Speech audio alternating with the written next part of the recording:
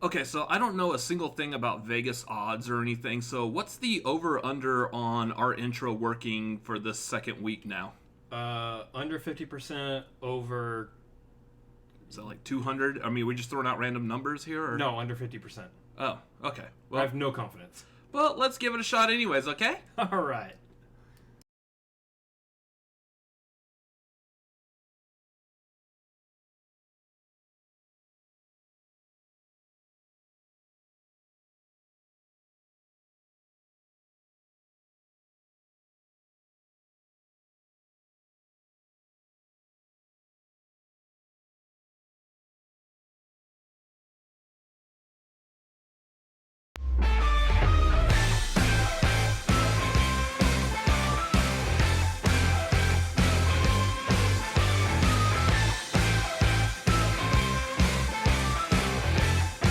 Oh, yeah. What's going on, everybody? We are the Cinefanatics. You're watching the tagline. It's the show where the tagline is the title. We got it working. It worked! It worked. Yay! Yes, I am Chris Adams. I'm Robert Adams. Oh man, I am already starting off on a good foot. That intro worked, and that just makes me a happy camper. Oh, yeah. Yeah, I'm watching the playback right down here, too. Yeah, it looks good. What changes we have from week 1 to 2? We have the intro working. Nobody's in the chat yet. Such great changes.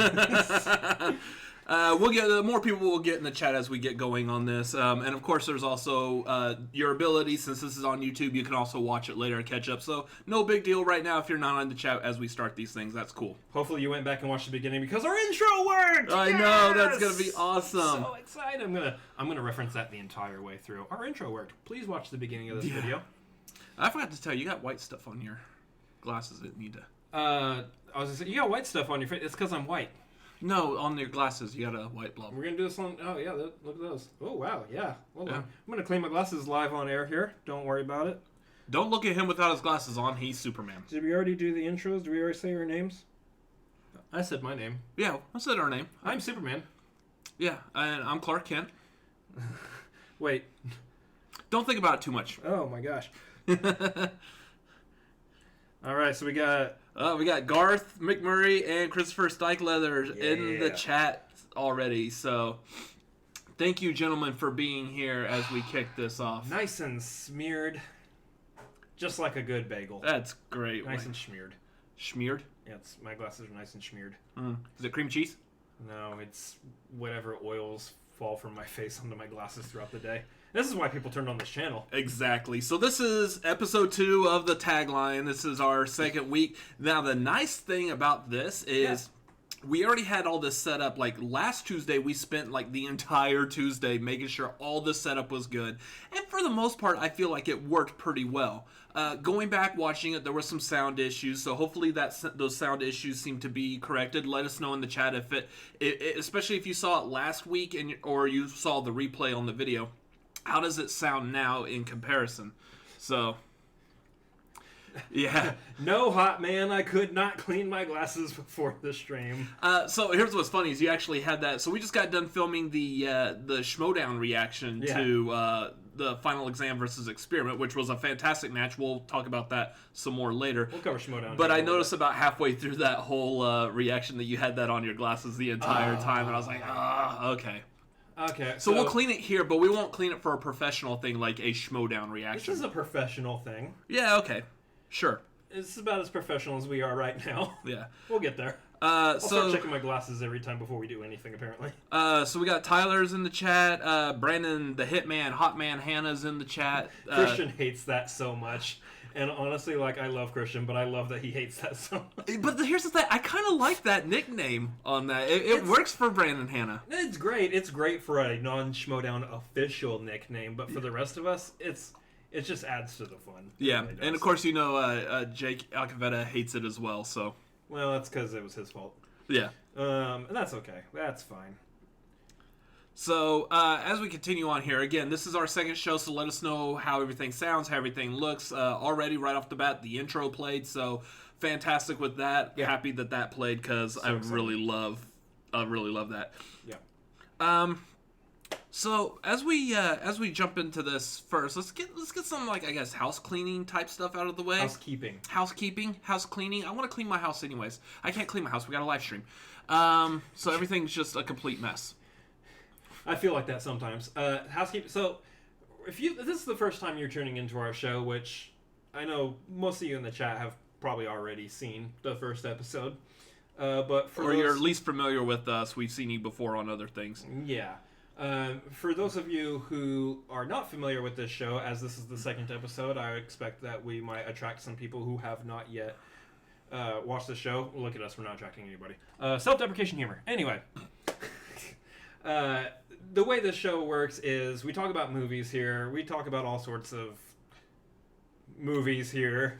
We talk about movies, we talk about ourselves, and then we'll talk about we'll cover some Schmoedown stuff too, because that's just a part of this community that we're a part of in this. Yeah, so, I mean, this beginning part, we have a little bit of fun, just kind of relax. Because, I mean, we are an evening show. People are joining us in the evening. They're getting off work. They're jumping off of whatever live stream someone else was doing before us, because everybody's doing a live stream before us also.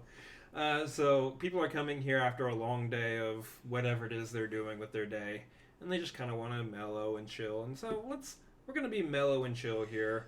Not as chill to action, but we're going to be a nice evening show where you can kind of relax with your day. Yeah. So we start off kind of relaxed, chatting a little bit, having some fun, chatting with you guys a little bit. And we get into some of the topics, some of the news. You'll see the headline of the video. Those are going to be our main topics pretty much always. Then we get a little bit of Schmoedown, which for those who aren't familiar with the Schmoedown, which we assume at some point we will start having people watching this stream consistently who may not know the Schmoedown. We'll talk about that when we get there. We'll kind of refresh people's minds as to what the Schmoedown is, and then do more chat at the end. Kind of wrap the show up with that. So yeah. So I'm looking at this as we're talking, and then Garth actually pointed it out. I guess the aspect ratios of this are a little off. I'm a little tiny here compared to you. I'm not anywhere near as big, so. You gonna address that in real time? Let me see if I can fix that in real time as we're doing. As I'm doing that though, how's your week been? My week? This feels like it's been so quick since our first episode. Like, I went to bed that night, woke up the next day, and we're doing the second episode. It does. Like, honestly, I do feel like that we hit this pretty quick. Yeah. And I was like, wow, we're already on to the second episode. This is gonna be. Look, I'm not even, like, really complaining about that, too, because I enjoyed doing the first episode last week, so I'm kind of, like, really super enjoying, doing this now, I guess. Yeah. I mean, we're on the second episode, so. I look forward to Tuesdays now for being able to do this kind of stuff. It is interesting, though, because, like, while I was already keeping up with movie news throughout the week, regardless, just because we're into movies, so we do that. It's like daily routine. Check the news. What's going on in the world? It's a little bit more. It's a little bit more intentional now. Like, I'm specifically setting up time to make sure I'm, getting topics that have been relevant for the last week. Since we're only a weekly show, we're not a daily show yet. Yeah.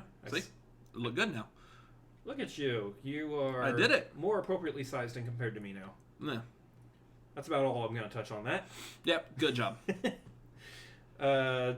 Tyler says, housekeeping, you need me to fluff your pillow? No, Tyler, we're good on the needing anybody to fluff our pillows. This is a family show. Yeah, no fluffing going on in our videos. Please do not fluff. Yeah. So yeah, I kind of feel the same way in so much that it seems like it's been really quick since the last time, like last week, and I'm like, ooh, we're doing another live stream again. Here we go. So I kind of like that just because it's been a very busy week with work and then all the videos and stuff. He's gotten bigger. See, Tyler, we didn't need you to fluff. He fluffed himself and he got bigger. Wow. That's where I'm going to leave that one. Wow. All right, moving on. So we're a family show. It's been a very busy week. Yeah. And just so much stuff to work on. What was funny is, what was it? The other night I was working. Finish this thought. I have a question for you afterwards. Okay. The other night I was working on the thumbnail, and I just took a quick picture of my computer while I was working on it. Yep. Posted that up on Instagram, Twitter, and whatnot. You can follow us at Cinefanatics MLP on those. And And then right after that was I had this issue with my computer. Yeah. Where the computer like just completely like my main admin account on my computer just completely deleted itself and disappeared, and who knows where it went. And this was like at 4 o'clock in the morning. Like I have to be at work the next morning. 4 o'clock in the morning trying to figure this out. And I was like, I can't deal with this. So I went to bed. And I'm the type of person, I go to bed, I wake up the next morning, and like as soon as I wake up, I'm just getting ready for work. Yeah. I'm more of a night person, so therefore my mornings are, I get up, I shower, I get dressed, I get out the door. Yeah. I don't have like this very stereotypical, come sit down at the table. You wake up on the way to work. Read the paper, whatever reading the paper means nowadays. Drink some coffee, yell at the have kids. some coffee, and I have no kids, so I can yell at my cat, but she's probably yelling at me, feed me, by that point. That's true. That's my morning routine. So it's like 4 a.m. and I'm like, which means I know I'm not going to be able to address this issue with my computer until I get off work, which isn't going to be till late the next day, which I believe if I was correct, that was last night. Yeah. So this your computer failure happened on Sunday. So we're jumping into Monday now is when you need to fix it. So that was yesterday. So we're having technology failure the day before our second episode of this. Yeah. Woo! Luckily, I got it fixed. I came home, like I stopped off, picked up a couple like tall boy beers, and I was like, we're gonna get some work done tonight. You gotta do that sometimes. Got that cranked out, and I got the computer working, and here we are. We all get to see you. Great success. And we get to accept Movie Fanobi dropping that $3.99 super chat in the opening, the fluff. I wanted to read it, the fluffening. The flufferning. The fluffing. Hashtag goal achieved. Yes, we've achieved our goals. Stuff has been fluffed. Hashtag stuff has been fluffed. I love it. I'm not a morning person either, but I am an IT guy. Sounds fishy to me. Losing your admin account. It's a Mac, and I've read up. So while I was at work, I was reading up on that, just so I knew when I came home what my game plan was going to be. So came home, did it, knocked it out, and got the computer up and running. Jake Alcavetta, hello there. Oh wait, that's late to the party. Yes, it is. But hello to you too, sir. Thank you for being in the chat, and thank you for being a moderator in there.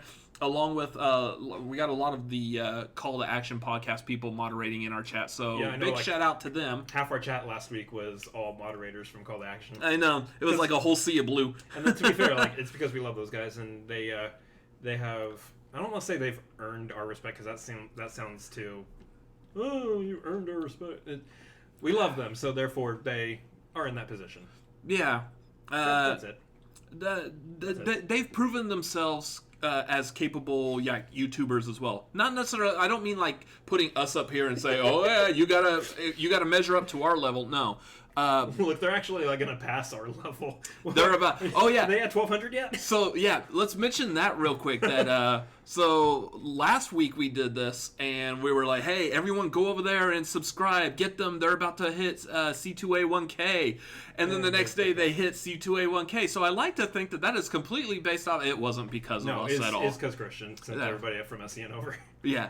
But it's also because they have good quality content. Yeah, so, absolutely. So not just because of Christian either, because they are putting in the work. They were chatting with Sean Sullivan and Jillian last night for almost 3 hours or so. Yeah, that was some solid stuff. I wanted to talk to you real quick. I wanted to ask you a question. Did you turn on the AC? Because I am burning up right now. I did, but I have a feeling our AC's got that stupid timer thing, and it probably went and say it's after 9:30. It needs to kick on. Yeah, it is. It is pretty warm here in Texas. I think we're right now it's 68 degrees outside in Austin, Texas. Yeah, super hot. It's a hot winter. There was something else I wanted to cover in housekeeping. Oh yeah, next week. We need to cover next week real quick. We got to figure this one out. So as of right now, I've got a gig next week that I'm going to be at till about 11 p.m. So not going to be here to do one of these deals. And you're not going to run a 2-hour show by yourself. Because that kind of ruins the dynamic of the show. So we're looking at right now, tentatively speaking, we're probably going to try to do a pre-record next week, and it's probably not going to be a 2-hour long pre-record. The idea is that we do it and then we put it up as a premiere. So you're going to be hanging out in the chat. Yes, I plan on being there in the chat. Just I guess to kind of like field questions or something as it goes. Yeah. Just so I have like a at least a chat response with people that are like, "Hey, you guys messed up on that thing. That wasn't the way that movie happened." I'm like, "Oh, okay." Nobody in our chats right now do that. Nah, I know everyone's awesome. So, It's only people in the comments on other videos that we do, and they're usually talking about our teeth for some reason. I don't know why. So yes, next week it will be a premiere episode. It will be pre-filmed, so it's probably also going to be shorter. I know right now we have the goal of setting these for like a 2-hour long stream. Yeah. So it's probably going to be shorter just because, like, part of this is that we want to interact with the chat and look over when people drop in those Streamlabs, those super chats. We want to be able to address those. By the way, you can drop questions, comments, everything. Streamlabs, super chat. There's information about the Streamlabs that's over there above his head. Super chats right below. You know where that is. If y'all have any questions or comments, anything, feel free to drop those in. We will be eternally grateful for all of those. But yeah, I want to be there to kind of help like field the questions and comments and stuff should those come in. Yeah. I love the ability to finish a thought and just jump into the other thing. Yeah. As far as those Streamlabs and super chats, love the super chats. Those are great. We would highly recommend that you do Streamlabs if you can. I know that I don't have the PayPal feature that a lot of streamers have set up on there yet. I was looking into it, but I think I lost track of what I was doing at that time. Very busy. Very busy. So right now, like if you can do Streamlabs, we would highly suggest Streamlabs just because we do get all that money. None of it goes to YouTube. And there's not that $100 limit that you have to hit on YouTube before you actually receive the money. Yeah. So right YouTube now, only pays out once you've received like $100. So right. So right now, anything we receive on Super Chat, we're not going to see until we finally hit that $100 mark on Super Chat. Yeah. But as far as like Streamlabs goes, I mean, you do get more characters. You've all probably heard the spiel on other channels by now. But yeah, Streamlabs, highly preferred way to go. Mm-hmm. But we're not going to turn away Super Chats either because we can't. Yeah.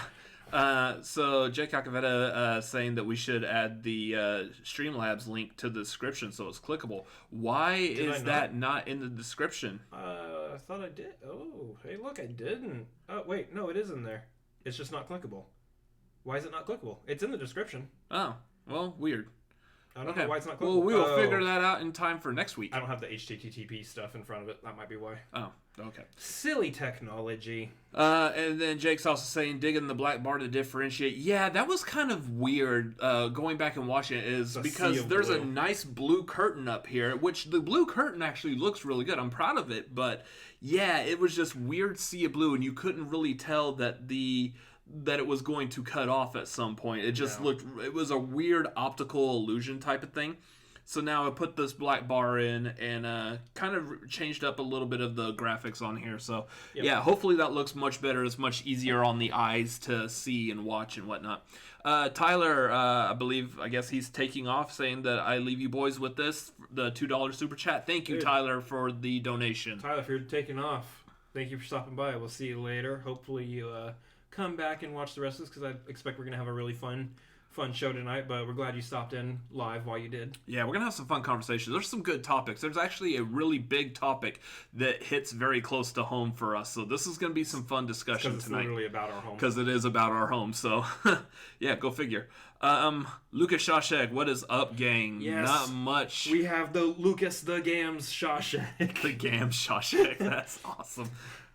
Not much. Gonna do a stream and maybe eat some poutine. Oh Lord, we're not. I don't know. Can I claim poutine? Like I know I started that on the Call to Action podcast channel. Hey, talking about poutine. We'll start on Call to Action. Leave on Call to Action. I would say that's their thing now, right? All the poutine. Yeah. So I need to figure out like some other kind of like off the wall food to start talking about on here. That was a gift to them. Let them. Don't be an Indian giver or whatever the term is where you take back, or I don't know what the term is. Yeah, let's not mention that term ever again. Is that like a racial term too? It might not be favored too heavily in social. I've legitimately never heard any flack about that term, so if that is, then that one's done. But yeah.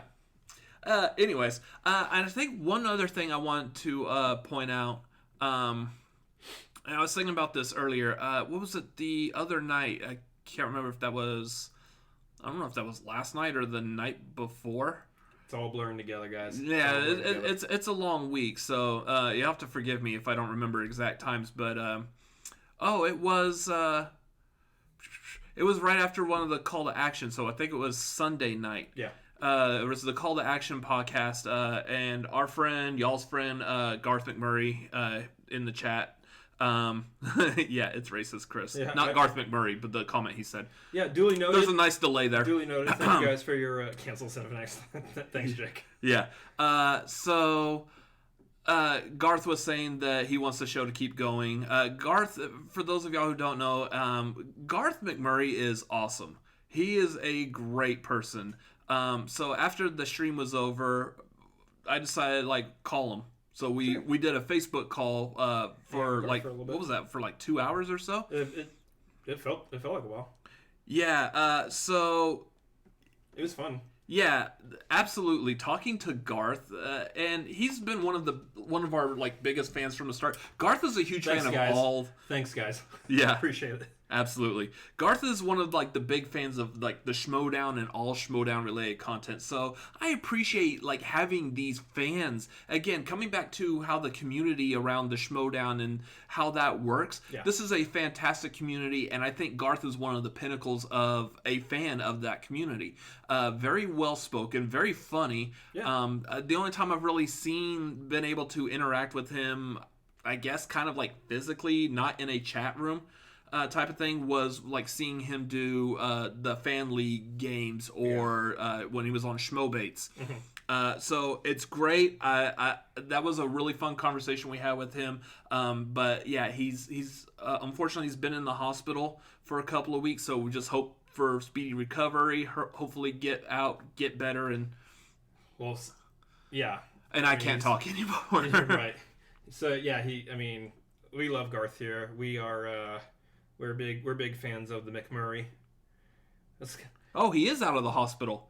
Well, congratulations then, Garth. Got home last night? Yes! Still in extreme pain, but dealing with it. This is where I put in the cheering soundbite of, yay, he's out of the hospital, yay! Yeah. We don't have sound bites here because we're not. Garth is only a pinnacle when he's fluffed. Well, possibly. I was waiting until something happened on the stream that's just gonna stick. It's gonna ride all the way through. See, here's the thing. This fluff thing. I prefer the fluff over the other thing. Yeah, the fluff. Yeah, definitely. Now that you realize that what you said, yeah. But Lucas brought it up. They used it unabashedly in the '90s and earlier. So '90s kids are slowly getting hit. Yeah. It's an education, guys. Do not use that term. Yes. Do not use that term. No. Ever again. Ever. It is really hot. Can you turn on the AC? Okay. Except now I gotta fight through the jungle of cords and wires. Oh, here I go. Yeah, guys, this might be the end of the stream. He's gonna knock everything over. Oh, and we're good for the first time. He's gone. We're good. The first pass was good. You made it. Everybody can see the chair now. That's fine. I don't care. How's everybody doing? We're hot. We'll talk about we're hot. We're not hot man levels like Brandon and Hannah, but yeah, we're not Brandon and Hannah hot man hot here. I'm a pineapple when I'm fluff. Okay. Thanks, guys. Anyway, so it's about that time when we switch gears here. So I think that pretty much clears up anything housekeeping wise. Yeah, housekeeping. We got a show. We're racist and we're fluffed. Let's move on. We're fluffed. Yeah, I kind of want the fluff thing to stick, but I was like, yeah, we're all fluffy here, and then I'm like, wait, no, Gabriel Iglesias already got that. Let's be honest, our stream is 2 hours, so we won't know, because if we're fluffed for 4 hours or more, we need to see our doctor. That's awesome. Is there a doctor in the chat? Yeah. Anyways, so getting into, I guess, movie news, because that's the point of the tagline, to talk about movies. Yep, we're gonna run through. So the way this works is we're gonna run through some of the lighter news stories, and then we'll get into the main topics towards the end of that. Yeah, I gotta keep my eyes off the chat because it's so distracting. Because everybody in the chat is hilarious. Yeah, and I love all of them. So real quick, right off the top. So we touched a little bit last week on this really dumb Star Wars stuff about Palpatine as a clone, and there was a kiss of gratitude and all that. Everyone's been talking about it. The internet's been in a complete upheaval over all of that. Did you know that, having watched the movie, did you know that Rey's father, Palpatine's son, is also a clone? Because that came out also over this last week. Yeah, that's stupid. Moving on. Stop it! Stop! Oh, again, Rise of Skywalker, my favorite of the sequel trilogy. And I know some people have problems with that. I don't care. It's quickly becoming my least favorite if this kind of stuff is going to keep happening. Yeah. I don't have time to read the novelization. I'm not going to read the novelization. If it's important information like that, it should have been in the movie. There we go. Let's move on. Yeah. Hopefully we don't have another Star Wars story like that next week. Yeah, because I don't want to keep talking about clones here. There was an attack of them back in the prequels, and that's about all I want to deal with them. They had some wars that apparently are still finishing up right now on Disney Plus. Which, that I love. That's fantastic. I love the Clone Wars show. Yeah. But since the only thing that's close to that is the Clone Wars movie, and that was a long time ago, we're going to move on from the subject. We're actually talking about this a lot longer than I actually wanted to tonight. Yeah. The idea was we're just going to make a joke out of it and move on. So speaking of things that... things that we're making a joke of? No. That's not true. We're not making a joke out of this. I actually wanted to move on to the pics of the Batmobile that came out. Because that happened over the last week also. Yeah, so they're slowly starting to reveal some pictures from this Batman Robert Pattinson project. And Pattinson. Yeah, the Battinson. The Battinson. So they released a picture of the Batmobile. Again, a very dark picture, so you can just see like very small highlights around the car. These pictures are very similar to the pictures we got of Ben Affleck as Batman when those first started coming out for Justice League. Yeah, because I think, well, the first picture that, if I remember correctly, was like him kind of like raising up out of the Batmobile, he was just, kind of like tucked down. He was just standing there brooding like Batman does. So yeah, we got both the Batman and the Batmobile at the same time with that picture. Now we've gotten like, I guess it's the tail end of the Batmobile on this picture for the most part. Yeah. So you kind of see like a little bit of like there's like fins over the fender. So our first thing was that we got a picture of Batman in like a photo developing room because it was all red lights. Yeah, and that's a joke. And then we moved on to now the Batmobile, which looks like an actual real car with some modifications. Yeah. Which, do we like that? Because I'm kind of okay with it.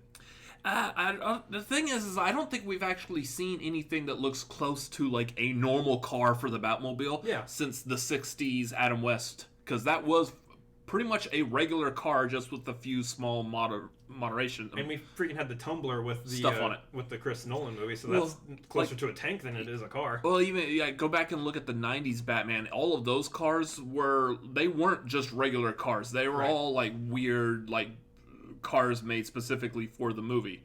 I think they were a lot like they were based off of like real cars and stuff, but they weren't a normal car. Yeah. It was a comic book looking car on the live screen. This is a car that looks like a real car, just with some small tooling on it.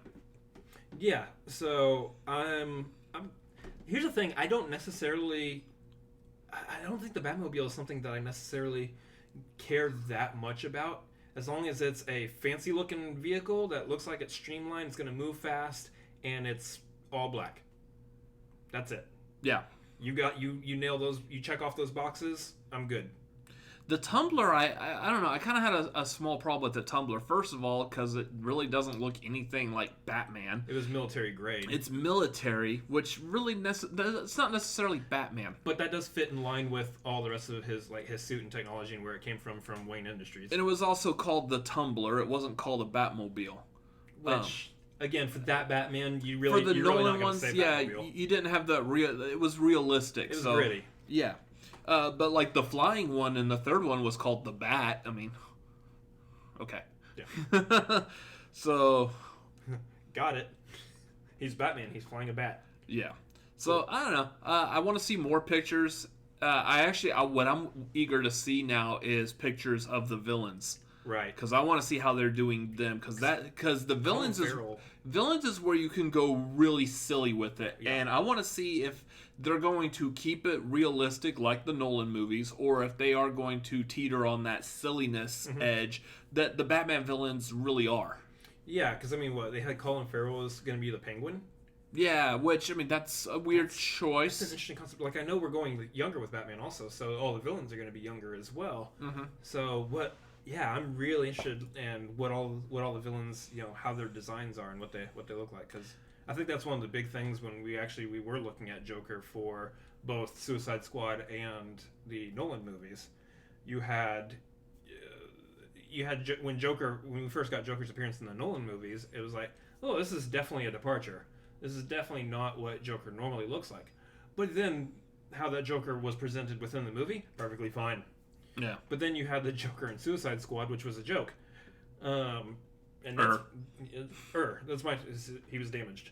That's my take on it, though. I'm not a fan of the DCEU Joker as it's been presented so far. And I kind of like the way that they did the Batman villains during the 90s. Yeah. Like, Jack Nicholson's Joker was the gold standard for Joker easily for a long time. Right. I wasn't a huge fan of Danny DeVito's Penguin. I liked Danny DeVito as the Penguin. I thought some of the look that they gave him, some of the makeup was good. I didn't like the Garth. I like Garth. I didn't like the goth that they went with it. Garth, darn it. I didn't like how gothic they made him, where like as he's talking his teeth are cutting his lips and he's gonna be bleeding. That was too far out there. All right, Tim Burton. Yeah, Penguin really needed to be like nice, clean, high class type of character. Yeah, he had the monocle.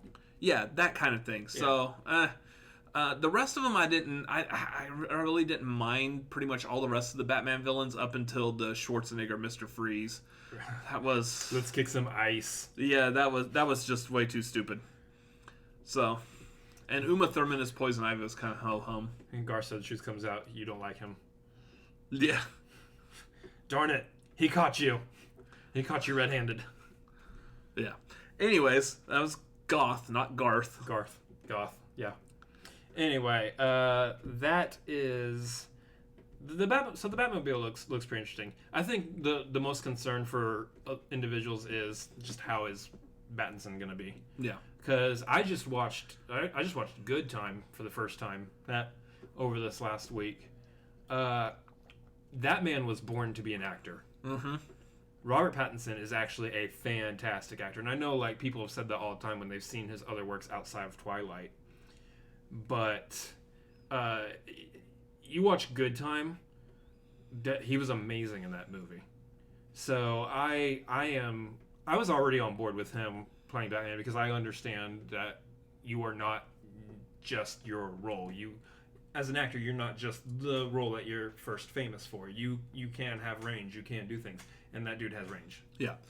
So, yeah, kind of still looking forward to that. Can't wait to see what else is gonna come about it. You're right. What else we got on there? So this other one is I don't know if you've heard about this. You're the big horror movie guy, so this is going to be right up your alley. James Wan. We're already starting off on a good foot here. Yeah, like James Wan. James Wan is under his Atomic Monster banner is. I'm kind of reading the news story here a little bit to try to get everything here. He is going to be producing a new monster movie for Universal. So is this like the Universal Monsters, or is he just making a monster movie for Universal Studios? Yes. I think yes. So I think this is going to be in the same vein as Lee Whannell's Invisible Man. Which that works, and I know I've read that Lee Whannell has been approached to also, because they're just desperate trying to get this whole shared universe of the classic Universal movie monsters. Right. And like The Mummy with Tom Cruise, just complete utter flop. Lee Whannell's Invisible Man doing fantastic. Yeah. It's getting great reviews. I still haven't seen it yet. I don't know. I might have some time tomorrow. Actually, I could probably crank that out, maybe. Possibly. But like I've heard he was approached by that. Lee Winnell and James Wan have famously worked together. They both really got their start at the same time because they were the ones behind the Saw franchise. So, yeah, that's going to be... What? Oh, sawing off my hand. Oh. Ew. Please continue. Anyways, so... If both of them are involved in this, that could be really good, and that might be a solid choice. Just because they both do like horror, they like playing in that ballpark, and they're successful at it. Right. So that has my interest just in the level of Universal. It sounds like Universal is trying to take the right approach to these movies now. Besides the fact that they're trying to get James Wan on board to produce it, which. That seems like the right move because James Wan is very successful in the horror genre. But it looks like they're also getting the one of the Supernatural writers, Robbie Thompson, to do the script for it. And so what it sounds like is they're actually doing it in the vein of Disturbia, which that's interesting. The question for me is Disturbia, the Shia LaBeouf, well, which I think is a remake. Yeah, that was a remake of Rear Window, the Hitchcock Rear Window. So it sounds like it's probably going to be closer to like the actual remake than it would be the original. But they're doing it in the vein of that. Which, okay, so which monster are we tackling on this? Because the whole thing with Disturbia was kid stuck at home and his neighbor is, basically killing people. Yeah, which, I mean, if the problem with that is if you make it, say, like a vampire, now you're starting to teeter on Fright Night. The Fright Night storyline, because that's pretty much what that was, is the neighbor was a vampire, and so... Wake up. I'm trying to read everything and trying to... Stop looking at the chat and look at me. Yeah, so... Still learning how to do this, guys. Yeah. So that might be what they might be pushing for if they go with something like a vampire. It might be cool if, like, say, the next door neighbor is a wolf man or a creature from the Black Lagoon or something like that. I don't know about the creature from the Black Lagoon. He's got a swimming pool out back that he lives in and sleeps in all the time. I don't know, but so, I mean, are you looking at, like, Frankenstein's monster, and you're looking at, like, a Dr. Frankenstein doing some weird experiments? And how campy are we getting with this? So now he lives next door to Dr. Frankenstein, sewing people together. He lives Frankenstein. No, that was the Gene Wilder movie. So put it on the Ritz. I don't care. You're talking about him living next door to the guy that was creating the human centipede, essentially sewing people together. Yeah, let's not watch that. Things that make you go. Yeah. So that I think is really interesting. Especially because, again, Universal is going at the right approach now. I think they're actually now finally taking this. Like, let's just go movie by movie, and if there's a means to connect them all later, and they're all successful, let's do that. I guarantee it's going to be some kind of, like, overarching, like, company, agency, governmental organization. Government. So, yeah, that's what's going to tie it all together. Talk about this before. You got S.H.I.E.L.D. in Marvel. You got Monarch in the Godzilla franchises. They were trying to create one in The Mummy. There was some overarching that what's-his-face worked for. Dr. Jekyll and Mr. Hyde. He was the Nick Fury of that universe. Which is, okay. Yeah. So, but that could also be. Maybe it's Jekyll and Hyde he's living next door to. That'd be kind of cool, too. And there's not even less... They might not even be doing it in this kid next door kind of thing, but... I'm interested to hear the development on this, just because I'm really interested just on the baseline of Universal trying to get that dark universe up, moving, finally, because it's been so dead in the water with everything. And I think James Wan, and possibly if they're able to get Lee Winnell in on that too, I think that those would be two great hands to put that franchise in. Right. So. Let's jump into the chat a little bit here now. I saw Movie Fanobi. Look at the chat, now back to me. Back to the chat, now back to Ladies, me. Ladies, look at your man, now back to me. Now back to you, man, now back to me. Sadly, he isn't me. I love those commercials so much. Yeah. Shia LaFluff. Y'all are just going to keep that one going. That's fantastic. That's hilarious. We were talking about Fluffernutter earlier. It's like the marshmallow fluff in a peanut butter sandwich. Yeah. Yeah, that's back in elementary school for me. Yeah, that stuff's good. PC has joined the chat also. Great to see PC join us. Thank you so much for jumping in here with us again. It's so great to see you. Yeah. I saw Fanobi mentioned Lake Bell playing Poison Ivy in the Harley series. Yeah. Jake was saying he still needs... Yeah, so I've watched a couple episodes of the Harley Quinn series so far. It's pretty good. Crazy cartoon. It's crazy. I think I've said this before on like some other... Maybe I said it last week. I don't know. Mm-hmm. It's all... Again. But my only issue with it, though, is it seems like they're going way out of their way to just like throw cuss words in like every other sentence, it sounds like. We can do this. Let's do it. Yeah, like... I'm not used to hearing that kind of language coming from Joker, Harley, or anything. So it's really weird.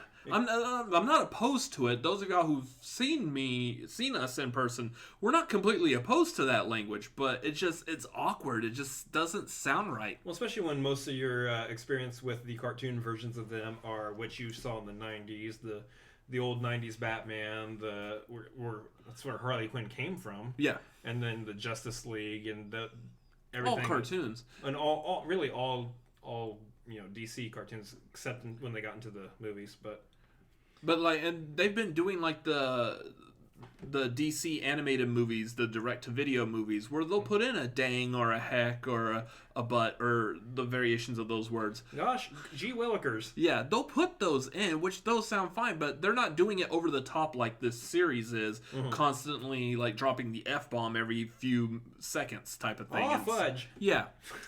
Only I didn't say fudge. Only I didn't say fudge. Oh, no. I said a worse. Yeah. Hey, it's not the holiday time. We can't quote that movie. We can't quote that right now. Anyways, what else happened? So kind of the next story that actually kind of leads into one of our main topics is, and this broke, like we were talking about this last week. As soon as our stream was done, a news story was going to break that was going to be, possibly related to what we talked about. If it's just not the next day it happened, we find out that Bond gets delayed. Yeah.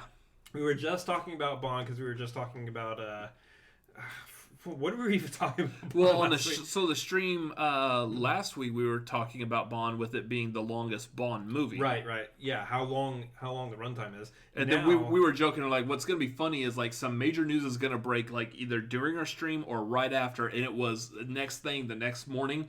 Bond has been delayed all the way till November. Yeah, so it was originally supposed to come out like next month or something like that.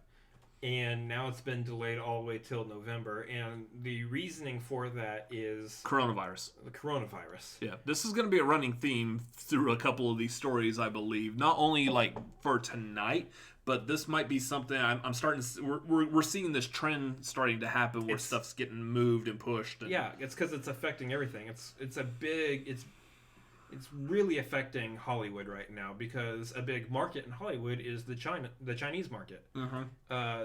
There's a ton of people in China, and so that's one of the biggest countries for, watching movies. Everybody knows that. It's kind of common knowledge amongst the movie-going people who are invested in movies. Bond is one of those big tentpole releases that you want to get some good numbers coming out of those international markets, the main one being China. Yeah.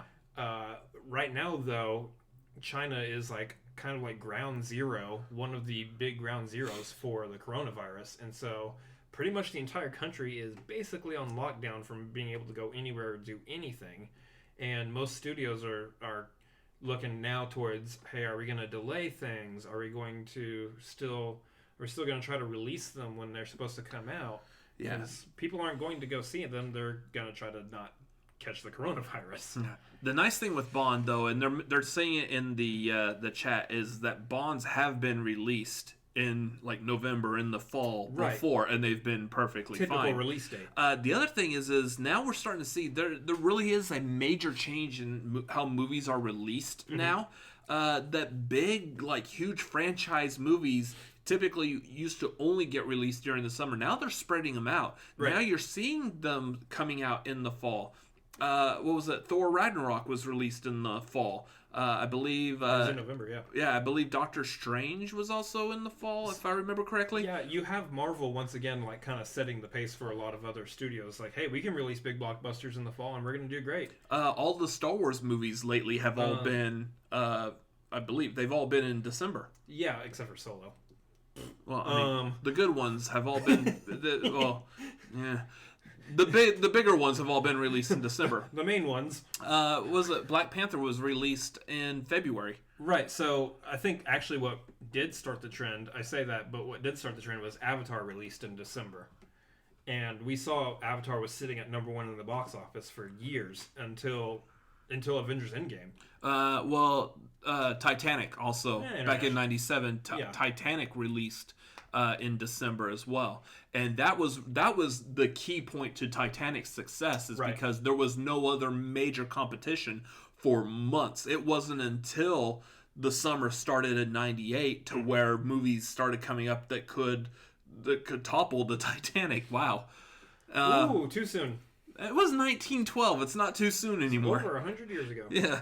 So, there's been a shift for like major movies to come out at different parts of the year, and they've been successful. So I don't think this is really going to hurt. What's going to hurt is your marketing has now been damaged because you had all this marketing, everything was pushed ready for April. There were probably like cardboard standees and posters sent to movie theaters and all of this stuff that they either have to send back or just hold or sit on. It just depends because some of that marketing might say coming out April. Well, nope. That's got to get sent back, and then that's probably got to get destroyed, which means all of the creation of all that was a complete waste. So what I heard is that it's possibly costing the movie about $30 million in marketing to readjust its time, which is fine if you release it in November and you're going to catch all that plus what you were going to miss releasing it now. You know, you're looking at a better deal moving it to November anyway. Yeah, but now also keep in mind that now that it's going pretty much to the end of the year, and we're still sitting here like at the beginning of the year, you got to release like another trailer for that. So yeah, just to refresh in everyone's mind that this is still coming out. But I mean, you have other movies right now that are also kind of getting hit a little bit. You got Mulan, which Mulan is going to be a big one in China. I don't think I need to spell out the reason why. Why would that be big in if China? If you can't catch the reason why, can't help you. Yeah. But that one's still on course domestically. It's still going to release when it's supposed to release here in America.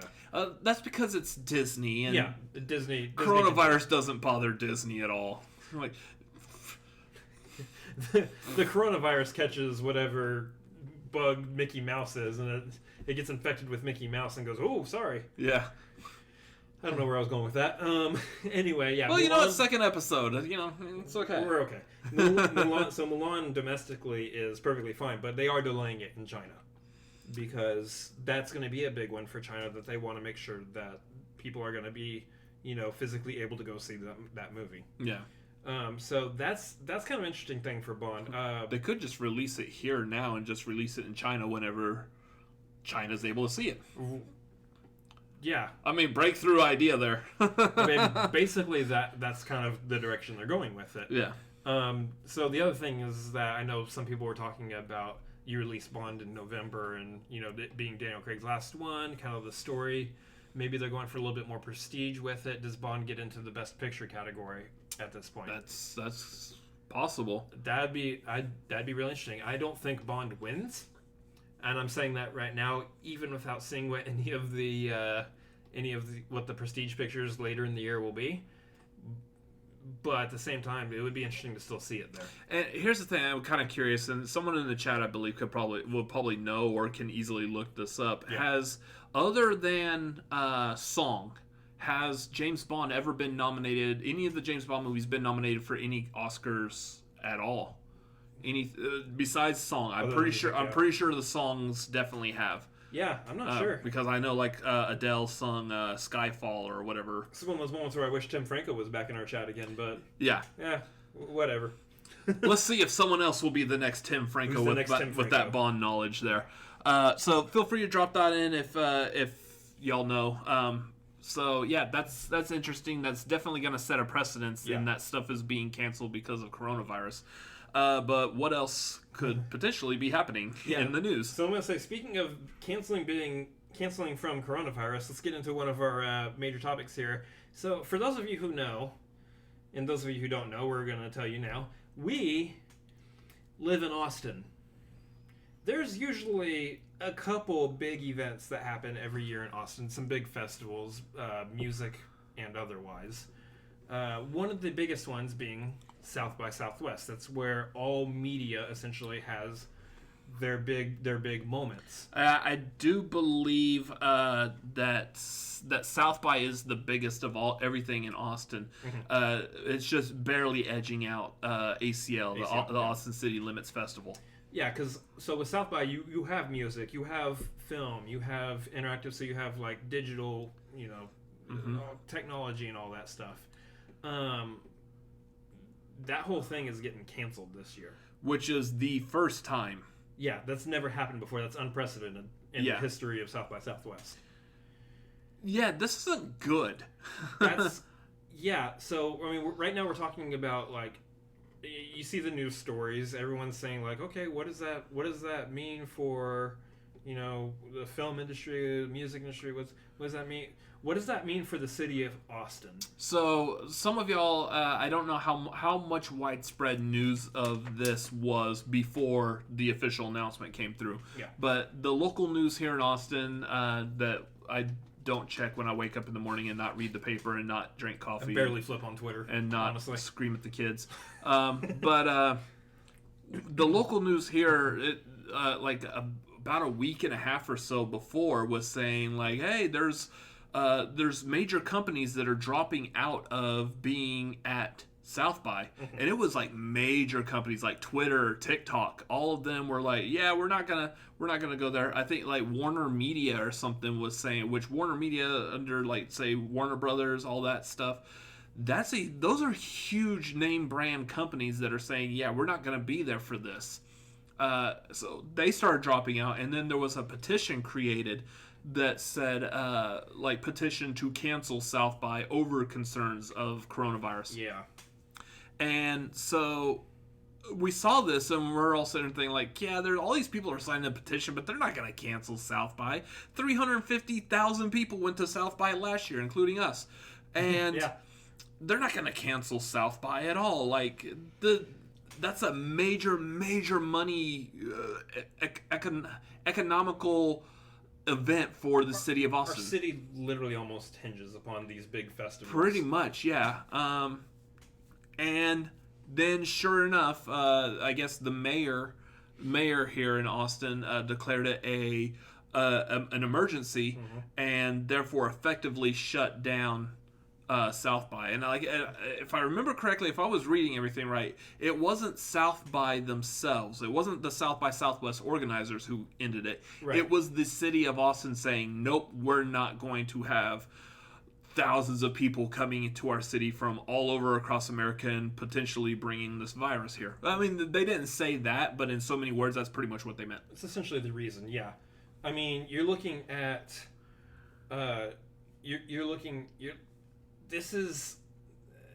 kind of a huge deal because, we're touching on it a little bit. How does that affect the city? It's going to affect the city greatly.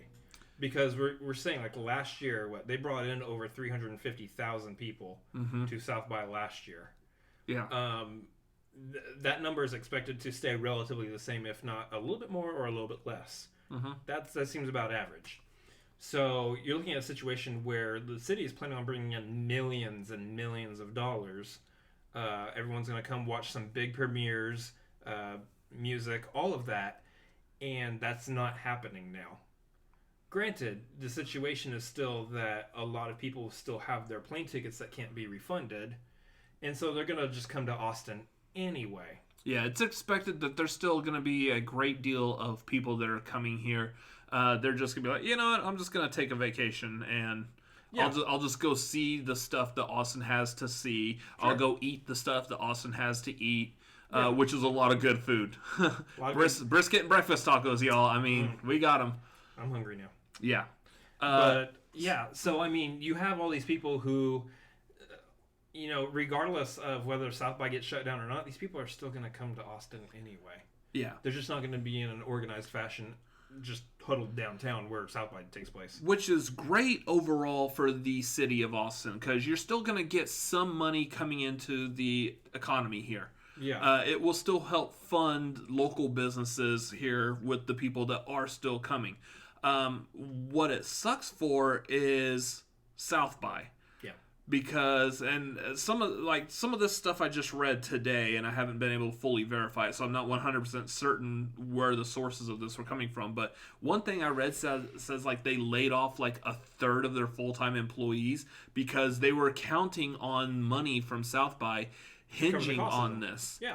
And they're not going to have that money now that the event's canceled. And at some point that sounded like they were saying that they were going to push it, move it to another date. For the most part, it sounds like they're probably just going to wait till next year. That it's just going to be completely scrapped for this year. Yeah, and that's probably for the best too, because if you wait till another date, you've got people who are on the music side, they're doing gigs. The big artists are coming because they're promoting their next album or they're on their tour, and that's just a stop on their tour. They have to reschedule their tour now if they're trying to move stuff around. On the movie side, you've got big movies that are coming out at a certain time of the year that are doing their premieres at South by Southwest. You move the date of the event. Okay, well now those movies don't make sense to premiere here anymore. Can we quickly scramble and maybe find some other big movies that are supposed to premiere? That's all a nightmare to try to reschedule that entire event. So yeah, they're probably going to scrap it, especially in like a week. Yeah, when it was a week from when it was canceled. Yeah, but they're probably going to scrap it completely this year in hopes that they can save as much as possible to go ahead and do it next year.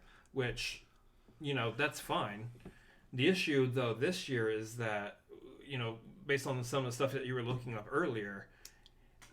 The badge holders, from what it sounds like, they're not getting refunds for their badges. No, so if you bought a badge, and so last year we went to the film, just the film portion of South by. Those badges were like $800 a piece, and you got them at the cheapest price immediately at the year before South by. Yeah, right after the South by the previous year ended. I happened to have the money. We had the plan, like, hey, at that point, we were like, we're going to start a movie YouTube channel.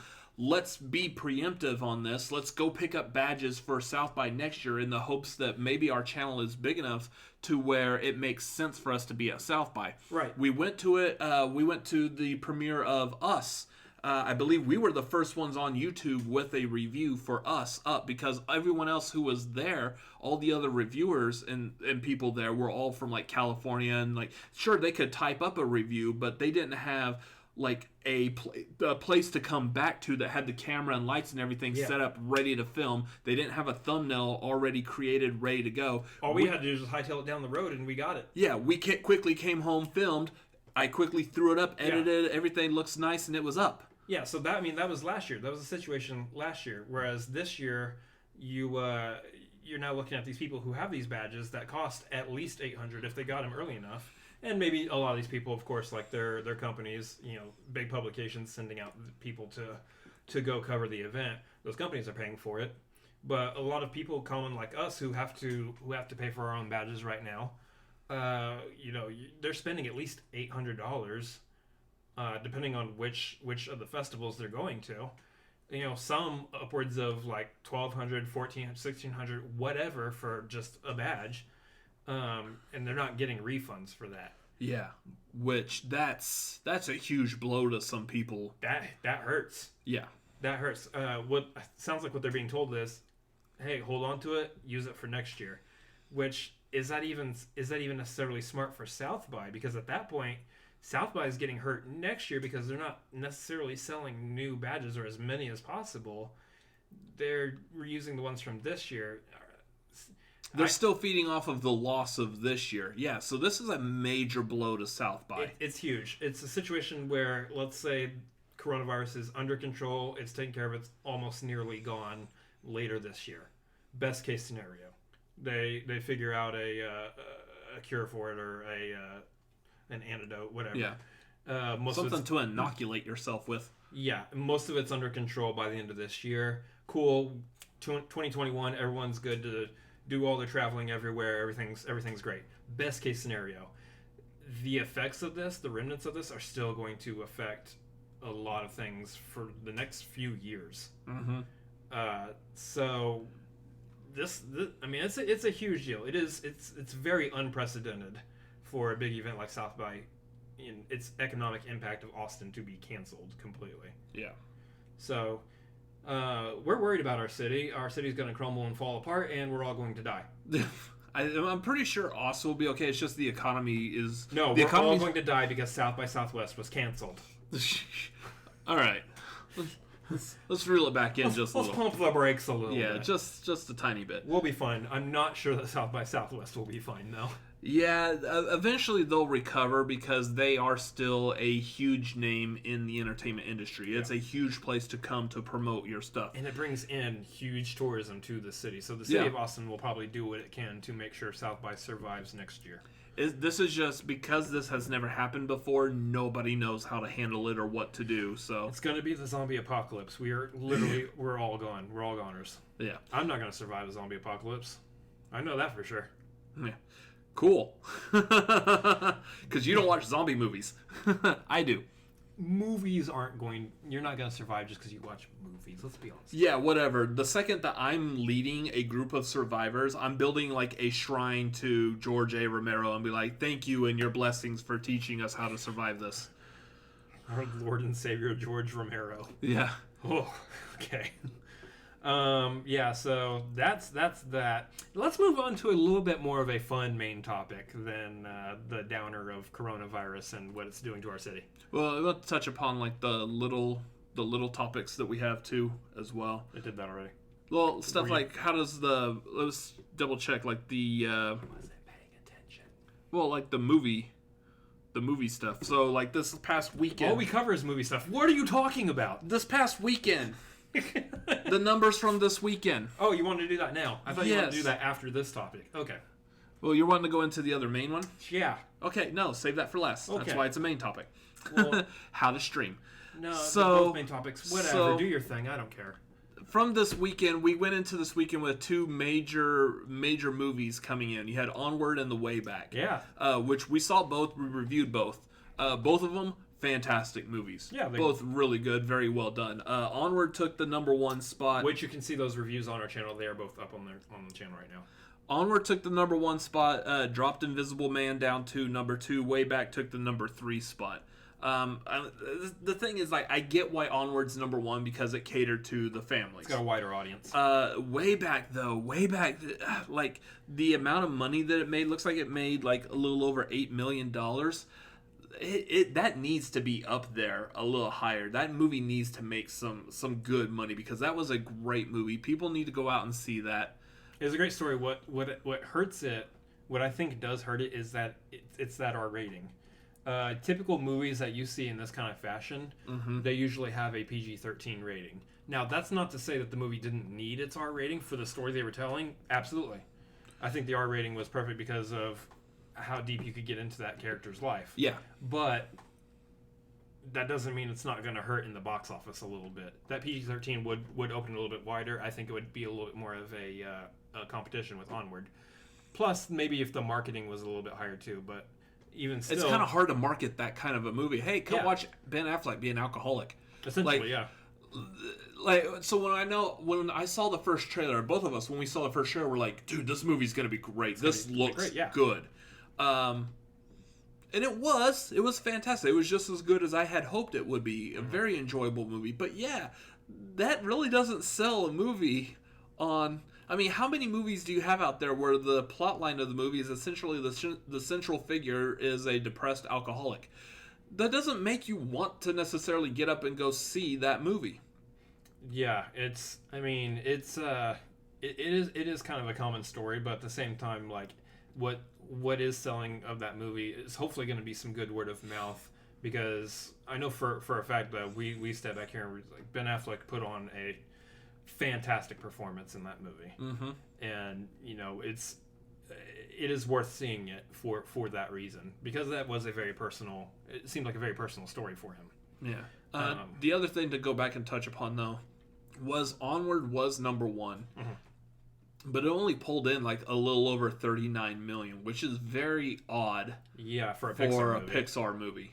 So Pixar movies, they generally are like the big attracting movies of like Disney family friendly movies. Right. Usually you get a lot higher grade quality of numbers from a Pixar release opening weekend. The numbers are nice and shiny. Yeah. That was really low. So I wonder if any of this has, again, like back on that same topic, is because of the coronavirus stuff.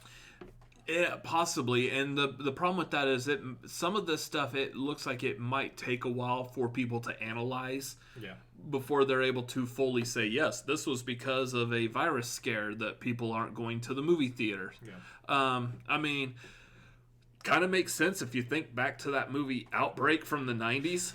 Essentially, the virus in that small city really got spread at a movie theater, like long drawn out. They showed a person sneezing and they zoomed in like all the sneeze particles, and you just saw it like floating across everyone in the movie theater. You're stuck next to somebody in a tight, close quarter seat for over 2 hours. Yeah.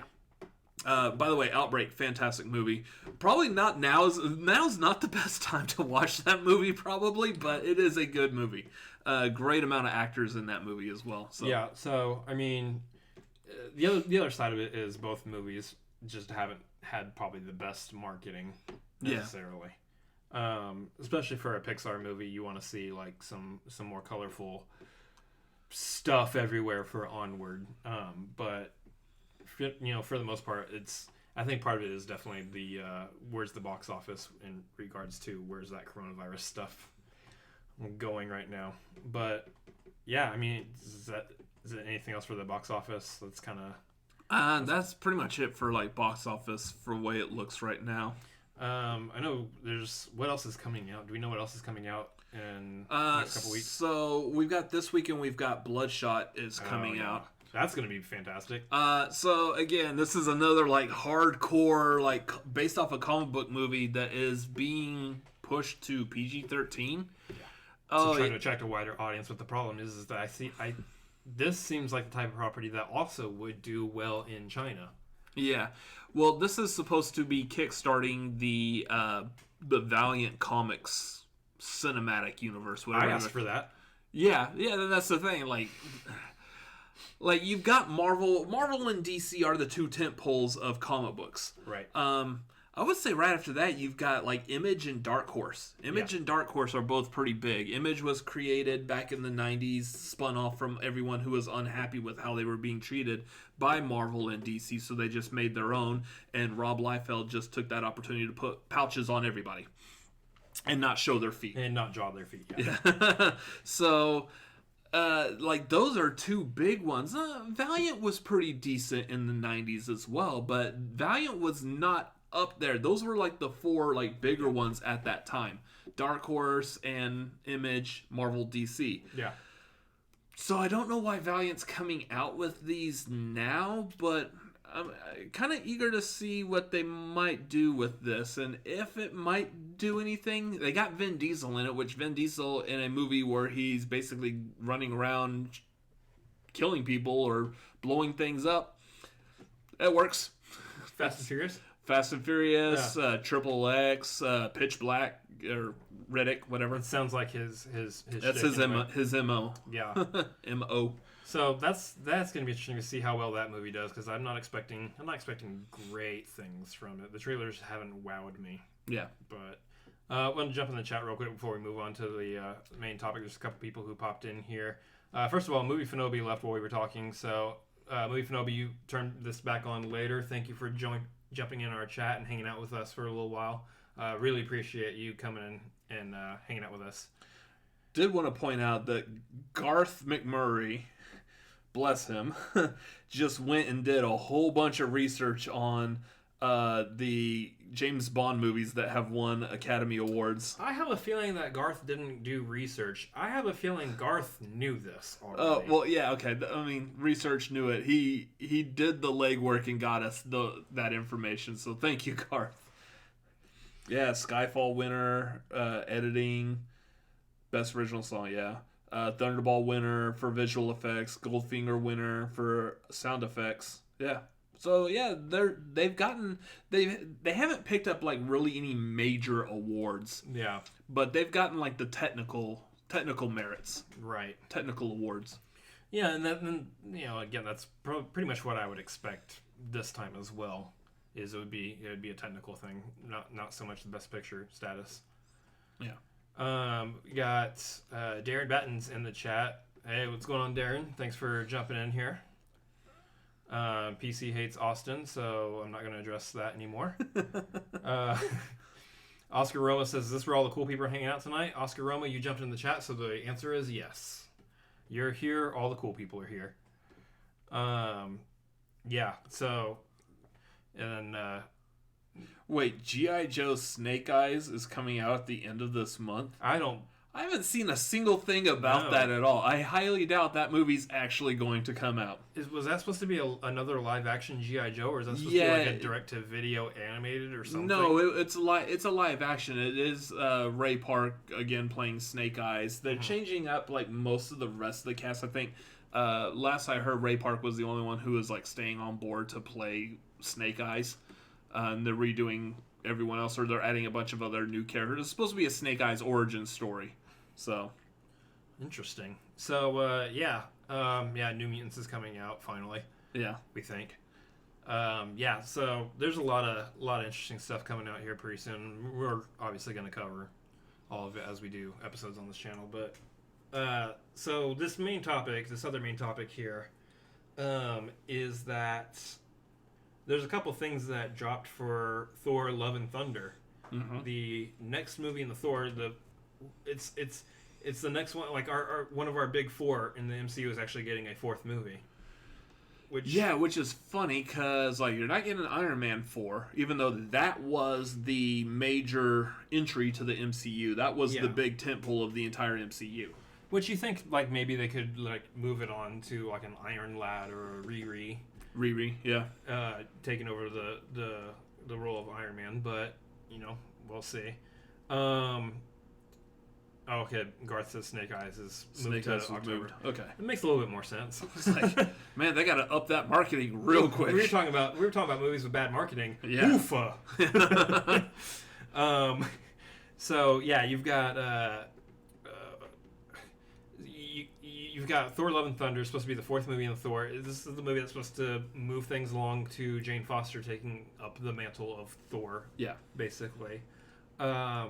But some news dropped on this movie, and not like from necessarily official sources like you would expect news to typically drop. It's the people involved with the movie who are dropping news.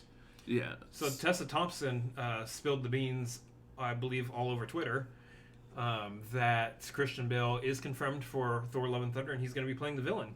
So they had released news that Christian Bale was in talks to be in Thor, but they didn't say as who or what. She released that he is going to be playing the villain. Now, here's the thing. I know the thumbnail for this video, I stuck Christian Bale's head on Beta Ray Bill's body. If y'all are familiar, that's the cover of Thor 337, the first appearance of Beta Ray Bill. Yeah. We haven't seen Beta Ray Bill in the movies, which we keep expecting that eventually he will show up. And hopefully in this next one. Hopefully, maybe. But they did do a nod to him in Thor Ragnarok. It was the tower of the game. Yeah, his head was like a sculpture on the side of the tower. The side of the tower as the ship is approaching it. Yeah. I don't know if that was Beta Ray Bill or if it was just another member of his race. They're all horse-headed looking people. Yeah. I doubt seriously that Christian Bale is going to play Beta Ray Bill. That was the initial idea when we first started hearing about that he's going to be doing maybe some motion capture and doing the voice switch. Look, if he was committed to that, if he was okay with that, I'm completely down with that choice for Beta Ray Bill. I think, he's a master. He's a master at being able to disguise his voice also. So I think whether he wants to play it with like his original accent or whatever he wants to do, I thought that would be perfect for Beta Ray Bill. But Christian Bale is probably not the type of actor that wants to necessarily resort to voice acting and motion capture in a big tentpole feature like this. I wouldn't think so. And then there's also the fact that the way Bette Ray Bill's character is set up in the comics is he's kind of a villain to start off with, and then it's more rivalry. Yeah, well, he's trying to save his race, his brothers, essentially.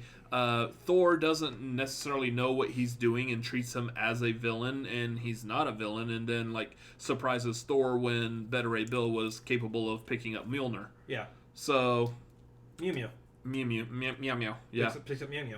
So he's not necessarily a villain. I would expect to possibly, if he's going to be in a movie, he'll just be a side character to kind of help with everything, but I don't believe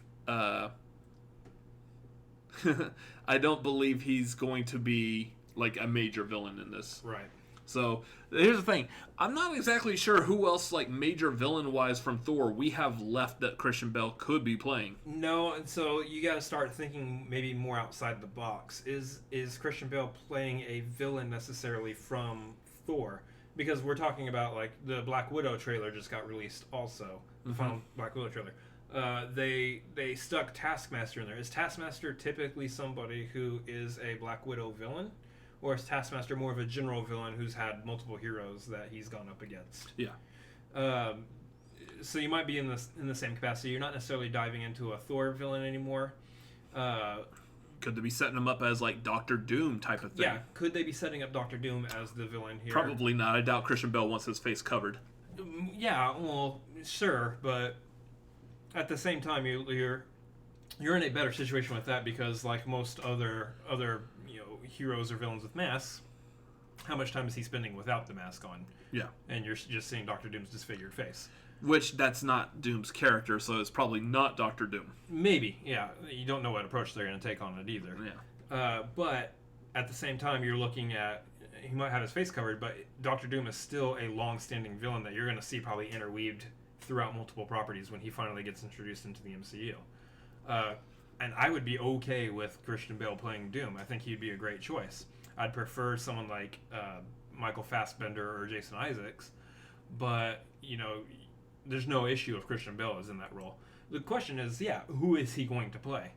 Because if you're just looking at Thor villains, I don't know. But it's very interesting to hear him confirmed as the villain. And I know the MCU has this issue where they kill off their villains after one. You have a couple like Thanos and Loki who last, over arcs across Zemo and Zemo's going to be in the Falcon and Winter Soldier show on Disney Plus. Are they going to do the same thing with Christian Bale? Because I don't necessarily know if I want to see Christian Bale, an actor of his caliber, just portraying a character who's just going to get taken out in 2 hours. Yeah. I kind of want him to play somebody who's going to have an arc over the course of several features. So that's kind of interesting. The other end of that is that you also have Vin Diesel also breaking out news that the Guardians of the Galaxy will actually be making an appearance of some sort in Love and Thunder as well. Which makes sense because the last time we saw Thor. Yeah. So the question is, what role are they playing now? They were forming the Guardians of the Galaxy. Yeah. Are they going to be doing prominent stuff, or are they going to be kind of like, hey, Thor, it's great having you here, but we're just going to go ahead and drop you off on this planet. Take care of yourself. All right, later. We're going to go do our third movie, and we'll see you later. Yeah. I could see that happening. It'd be kind of...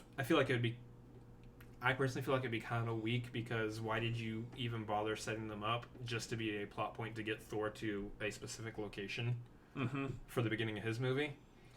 And that might be what they do. It might just be kind of a simple throwaway thing like that. But maybe their appearance is something a little more substantial. They just kind of interweave in and out of his story. I know that this movie is supposed to be more heavily based on him and his interaction with Jane Foster again, just because that story is Jane Foster focused. So they're bringing back Natalie Portman, who's decided, I like what Taika Waititi did in that last movie. Let me join in this. I want to be a part of this. So, right. So yeah, the thing is again, we really don't know too much like plot details of what this movie. We know it's going to cover the Jane Foster female Thor character. That's roughly about it. That's all we really know about this movie. Yeah, and then Taika Waititi's back. Yeah, we know the actors and director, and but we don't know anything about the storyline for the most part. So who knows? I'm eager to see when some more of those details come out because I want to start piecing this together as to what they could do because this has the potential to be a phenomenal movie. Which that's the other side of it. I'm thrilled to see Taika Waititi work with Christian Bale. Yeah. Oh yeah, that would be good. I would like to see if maybe if the two of them are able to like sprout off and go do like their own like personal passion project because I think those two working together would be great. Yeah, and I think that's the biggest thing. Like that's why Taika Waititi is in such a great position right now. All the different movies and different projects he's attached to. I want to see all of them. Yeah. Because Taika Waititi is attached to them because it's Taika Waititi. Yeah. So him working with these prestigious actors like Christian Bale and Natalie Portman, and so they're going to build a relationship off this movie. What are they going to go off and do after this movie? As excited for this movie as I am, I'm now excited for the relationships, the professional relationships that could be blossoming from this movie existing. Yeah.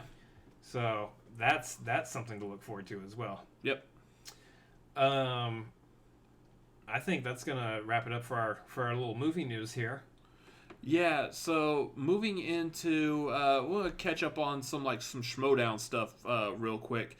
So over this past week we've had basically this whole past week has been all about the Atlanta live match. Mm-hmm. So we touched upon it briefly last week. We didn't go into any spoilers just because it wasn't fully released on YouTube yet for everyone. Now it has been. Yeah, spoilers are fair game on that.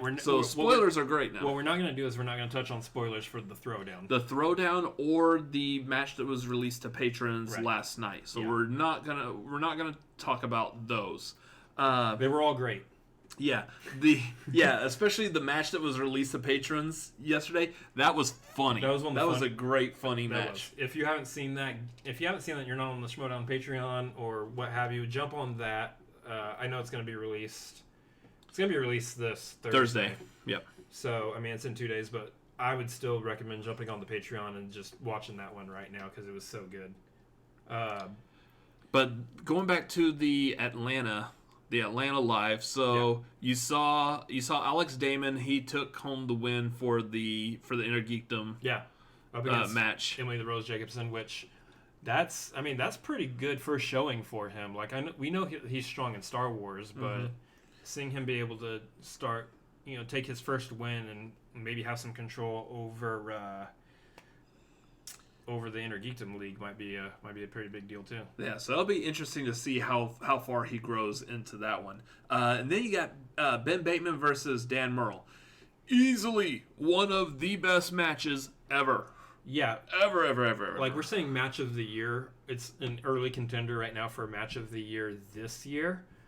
But now are we also looking at that being like match of the year, or not match of the year, but match of the Schmoedown? Almost. One of the matches of the Schmoedown. Yeah, that's easily a contender in there for that. I fully believe it's going to be one of those that you show off to friends and family. Like, look at the level of competition that you're seeing here. This is what the Schmoedown is about. Yeah. And for those, I know pretty much everybody in the chat knows what the Schmoedown is at this point.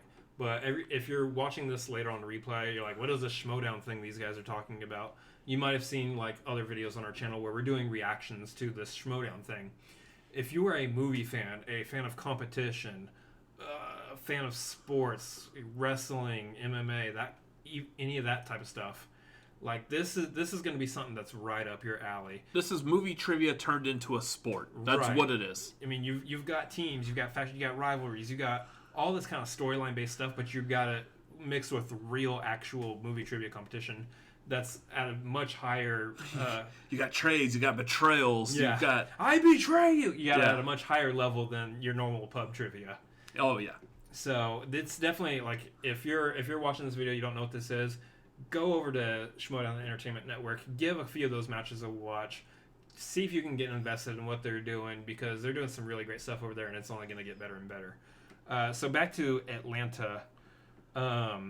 It was even better than Robert's Schmoedown match. Yeah, it was. I would say we don't talk about that, but we talk about it all the time because that was such a fun day. Yeah, it was. I just agree with everything here. Yeah. So, that Atlanta match was... It's the second live event this year. The first one was in New York, but, outside of New York, they've been to New York before. We expect great things out of a New York live event. Atlanta was a whole new place. Never been to Atlanta before. Haven't been to that theater before. New city, new location of the country. New conflict within the Finstock Exchange. Yeah, we'll see what the next conflict is next month. Yeah. Well, sound like Frank Janish over here. Not taking that stance. Love all of the Finstock Exchange. Oh, yeah. Anyway, so this is a great kickoff for a live event outside of one of the two usual places of LA or New York. I think it sets a great precedent for live events for the rest of the year. I know for a fact, like, we got Houston coming up next month. We got the free-for-all this month. Mm-hmm. And then, it sounds like they might be looking at Detroit or Philadelphia for May. Boston, they confirmed Boston, couldn't get a spot in Boston for May. Maybe pushing that towards like a September time. So a lot of interesting stuff up in the air right now as to where they're going to go for live events. But as far as this Atlanta match, yeah, it was really good. So Atlanta was fantastic. Now, again, we don't want to spoil anything for, like, say, the Throwdown, because that is coming out. I believe that's being released tomorrow. Yes. That is being released on YouTube tomorrow, so I don't want to spoil anything for that. But I mean, technically, at this point, we probably could, because most people are probably going to watch this tomorrow anyway. But if you have seen the Throwdown, you know the main event of Houston. Right. And it's going to be good.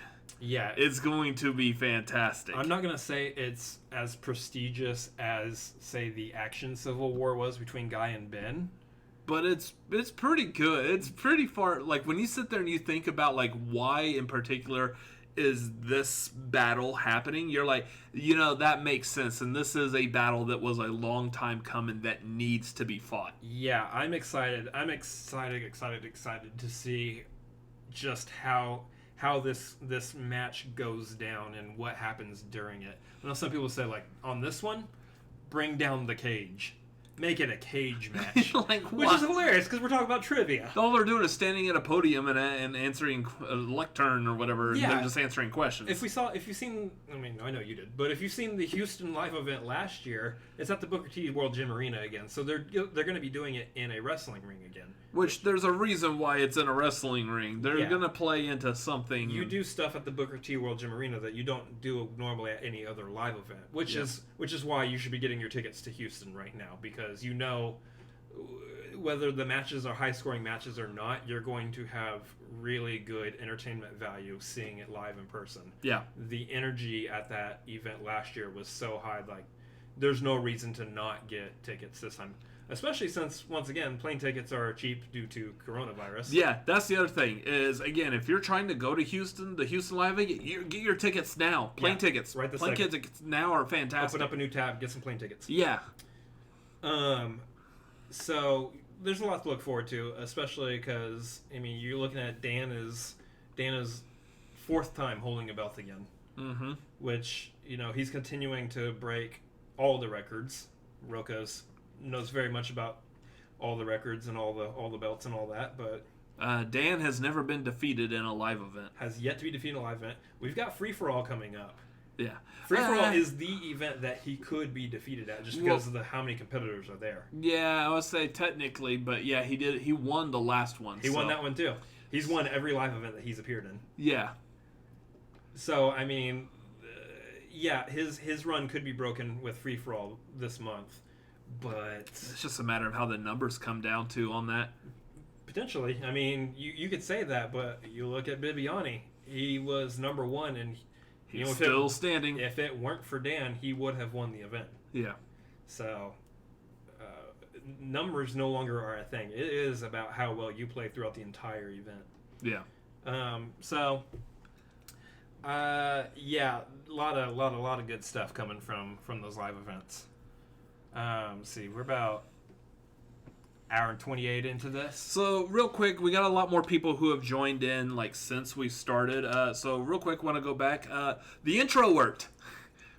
Oh yeah. For those of you who weren't here when we started this, the intro worked this time. Yeah. It's fantastic. We've got some technology success this time. It bummed out on us last week, but good to go this week apparently. Yeah. So that was nice to have. So just do us a favor and go back and watch the beginning of this video. If you didn't catch it, once the stream's done, just go back and watch the beginning of it. Let us know what you think. Yeah, so really happy for that. Also, during our housekeeping, we mentioned my brother has a video production company based here in Austin. He has a gig, unfortunately, next Tuesday. What we will be doing is we will be doing a pre-recorded version of the tagline. That we're going to do probably Monday night because we want to get as close to Tuesday as possible, covering like all the news. Hopefully nothing major breaks Tuesday during the day, and we're going to be like, yeah, so what's the most major news? Well, Glenn Close bought a banana at the grocery store today. Like, well, there's nothing else to talk about. The next day, Disney bought WB. Yeah, that's the one I think we're always going to be joking about, is that's the news story we're going to miss out on. I joke about that because there's no possible way that could ever happen.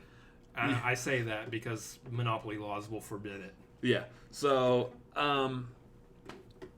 we're going to try to get it as close as possible, but we're going to premiere that next Tuesday. I'll be in the chat because I don't have an event that I have to go shoot. So I'll be in the chat to sit there, take your questions, answer anything that y'all might want to talk about. I actually, instead of looking at a camera, looking at my brother, and looking down at the computer, I can just look at the computer the entire time, and that's fantastic. So... So, yeah, that's what's happening next week. Now, we've managed to get through this episode, pretty much everything with this episode, with like 30 minutes left. Did y'all have any other questions in the chat? Anything else y'all want to know? Yeah, as of right now, I mean, we're not hitting numbers like some of these other streamers are right now with their 20,000 subscribers. So we're not having a chat that's moving rapidly paced. We can keep up with you guys. So if you guys just want to send in a question, we'll be able to read it right now. Just ask it. Feel free to ask us anything, like not even necessarily about topics. We love the idea of you guys getting to know us a little bit better, just because up until this point, all you've really seen is reviews and trailer reactions, a Schmoedown reaction. Some of you have met us, in person at various Schmoedown events now. So you want to get our thoughts on like certain franchises. You just talk like, rank the Star Wars movies. You can do that if you want. Yeah. Feel free to super chat or Streamlab that one though. Yeah, please. I was looking for like maybe someone would be like, "Hey, what is the band that you wear on your wrist? What does that mean? What is That's a good question. The tattoo on your arm? What's that mean? Why does his face look like that?" I mean, those are all good questions. I blame mom and dad. I mean, I do too, but then that's also the answer from my face. And bingo. Yeah. Reflection perfection. Anyways, broken mirror. Scrubs reference. Yeah. Why do we reference Scrubs on a movie live stream? Because we love Scrubs. So, yeah, any questions y'all have, feel free to drop them. If you want to Streamlab or Super Chat them, you're more than welcome to, because, the Streamlab Super Chats, you've heard it on other shows. That is what keeps the lights on the channel. That is how... That's how the channel grows and gets bigger and bigger. So feel free to do that if you so choose. But yeah, just drop questions, any questions. We wanna chat with you guys right now. So Garth was saying that Screen Junkies fandom, they're all doing work from home, so they're pre-taping them and then sending them back. PC went back and watched the intro. Nice, thanks. So Nerd Chronic. Eric Rodriguez from the Schmoedown in there, one for each year. He is definitely playing just straight into, like, see, he knows us by now, and he knows exactly. Eric knows what questions to ask us. What to play. First of all, before we answer his questions, Eric, Nerd Chronic Rodriguez, he used to be just the editor of the promos for the Schmoedown, now is editing the entire Schmoedown, and we need to give him some serious props as much as possible here. Dude is fantastic at what he does. Yeah. The Schmoedown this season looks different, and I know some of that is because Skybound has jumped in on board as well and is helping out with some stuff. But as far as like the editing goes, there is a difference between this season and the prior seasons, and no flack against was it Aaron Wilhelm? Who was editing before, because he was doing great also. Yep. But we definitely are seeing some new flavor and some spice added into the Schmoedown this year, and that's and it's good. And that's all because of Eric Rodriguez. Yep. And that's so big props to him. He's doing some great stuff. Give him a follow, guys, wherever he's doing other things outside of Schmoedown and all this. As much support as possible for him. Yeah, because he's doing like the podcast. He's got the Nerd Chronic YouTube channel. Follow him on there, because it's great content as well. Yeah. So he asked one for each of you. I'm guessing he's asking for my favorite Pokemon game and your favorite horror Absolutely. So my favorite horror movie right now is either Get Out or Us. And your favorite Pokemon game is? The yellow Pikachu one, where the game where Pikachu followed you around. Because that was about all I ever really played. My answer there was more legitimate than your answer, because you haven't really played any Pokemon games. No, I played that one for like a brief bit, and then when I realized that the whole point of it was like, oh, I have to constantly walk in all these bushes and hope I run into a Pokemon to train my Pokemon so it gets stronger. So eventually I'll just walk my happy butt over to this tournament thing, and hopefully maybe I'll... Oh boy, he doesn't know Pokemon at all. Oh, this is going to take a while to play this game, and I don't have that kind of time. I'm also way over the age for that. Right, so what we should do is we should actually flip these questions here. I'll answer the Pokemon one because that's what I grew up with, and you answer horror because you're a freak. So what's your favorite Pokemon game? So my favorites go all the way back to Pokemon Gold and Silver. That's the second generation of Pokemon games. That is, like, I grew up with the first generation, and people who know Pokemon, they'll know what I'm talking about. But I think that is one of the peaks of Pokemon back in the old, like, Game Boy Color days. You're looking at me and telling me this like I have any idea what the heck you're talking about. There's a camera right there. So, no, you're gonna mess it up. Basically, my favorite Pokemon game is. Are you still focused? Yeah. Anyway, that's. There's a lot of love. I have a lot of love for each of the generations. I'm looking at you because you're here. Deal with it. I have a lot of love for all the generations of games, but I mean, yeah, you're looking at somebody who's played them since Red and Blue. Mm-hmm. Gold and Silver, I think, were the peaks for me. No other game has hit the same. No other game has hit the same magic. We're seeing the replay of him covering the camera now. Yeah. No other game has hit the same level of magic that those games hit when I was younger. But also, again, yeah, I am older, so I have yet to really get a chance to play Sword and Shield because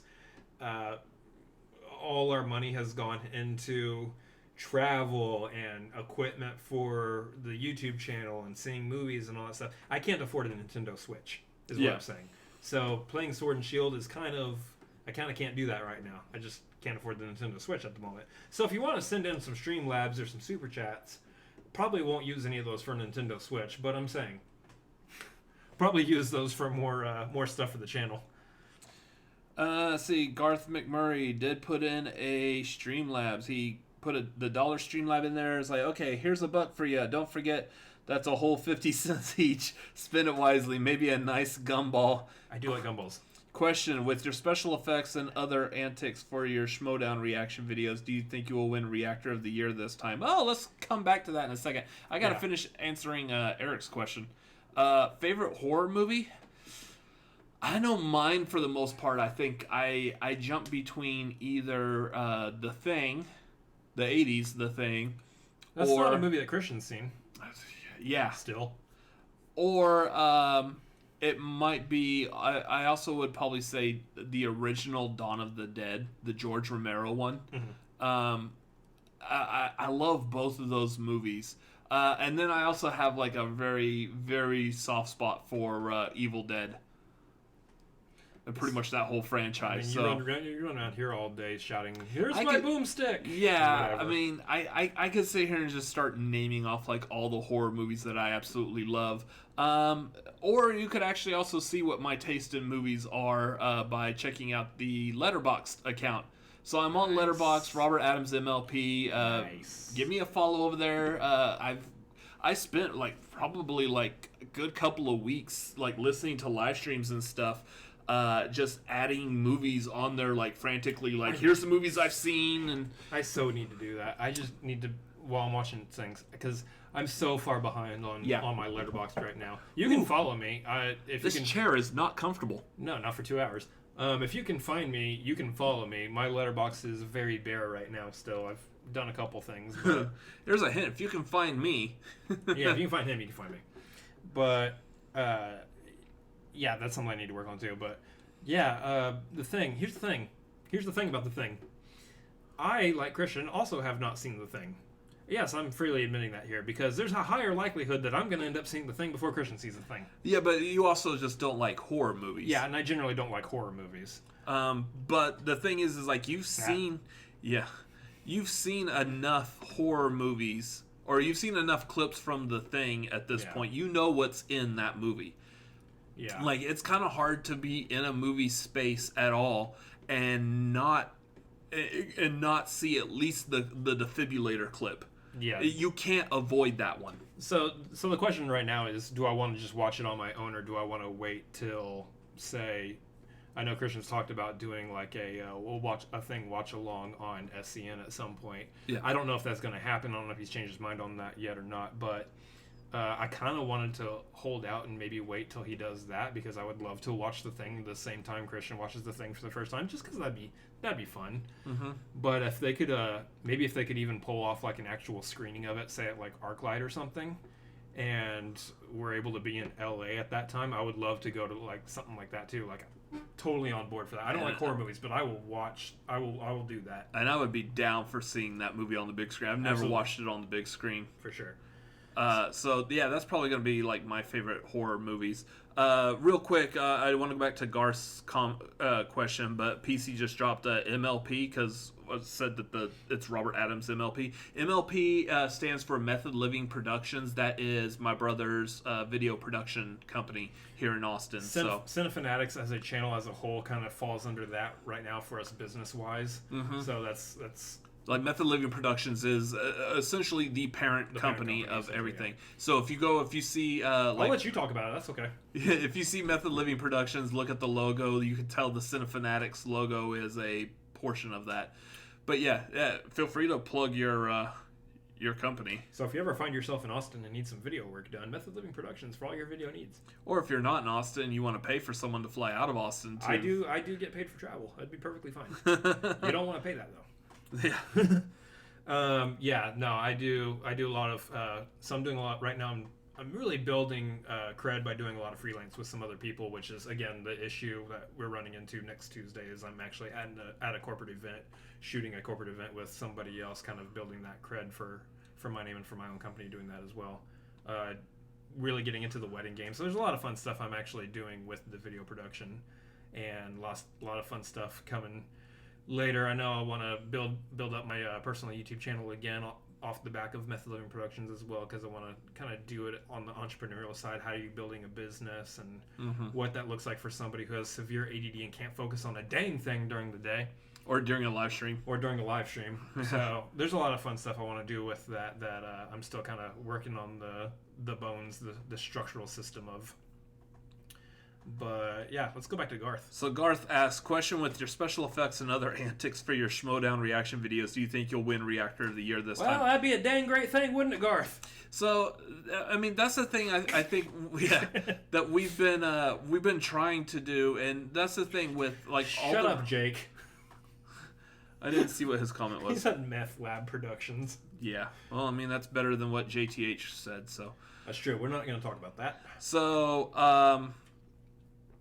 the thing is when first of all, getting into Schmoedown reactions, that's kind of like a hard egg to crack. Is that you look at how many people are watching the Schmoedown, which there's a lot. Yeah. But now you gotta ask people to come back and watch a reaction. Come back and watch us watch the match that you just watched. Just so you could hear us ooh and ah at the same things that you probably oohed and awed over. Yeah.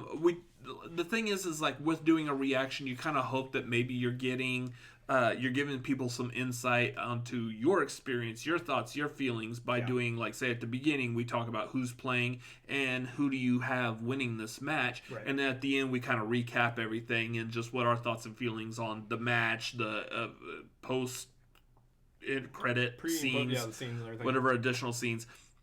Stuff like that is what you're hoping to get, which is fine, and that's that's essentially how, like, say, Late to the Party was one of the first major, like, reactor channels. Late to the Party did it. Take Three did it. Take Three was doing it, but they all do them in different variations. Whether it's, like, say, sitting on your couch with the camera on you while you're watching it live, or a lot of them will do, like, the Skype or the StreamYard in to where multiple people are all watching all at different places. And it's what our buddies over at Call to Action do. They do the StreamYard. They'll get a few of them together watching different matches, and I love them because they get different people every week now. Well, see, now here's the thing: is now where it's growing from, and unfortunately, this is what is needed to grow to get that Reactor After Show Podcast of the Year. Is, first of all, that award is being called After Show or Podcast, After Show / Podcast. Yeah. It's not necessarily Reactor. Yeah. I feel like it used to be After Show Reactor of the Year. I think so, but now they're starting to move away from that, and you're getting a lot more shows where people are just sitting there chatting about Schmoedown. They're not necessarily watching and reacting to that episode. For the reason I just said, no one wants to watch you watch what they just watched. Right, which technically a reaction theoretically is an after show. Hopefully you are going to the Schmoedown Entertainment Network and giving them your support, watching the video with them for the first time, giving them the likes and comments and all that, giving them the view, and then coming and watching our reaction to it after you've already done that. So the idea would be that what we produce as a reaction is still an after show. Yeah, but again, since it's back to the idea that all you're doing is reacting to the episode, it's not a huge draw just doing a reaction. You need to do something more than just reacting, which is where I think, like, Call to Action has done a phenomenal job, because they still do, like, their call to reactions where they are reacting to those episodes, but then they're also doing the Chill to Action where they're very likely getting a Schmoedown personality on the show. They're just sitting there basically hanging out, drinking White Claws or Jameson, and potentially could be lasting in these conversations for like 5 hours. Right. Although that was ladies' night, New Year's Eve, but they do it. But they're doing other shows like that as well, where they do like ladies' night. They'll do Schmobates now, where they're building these other shows.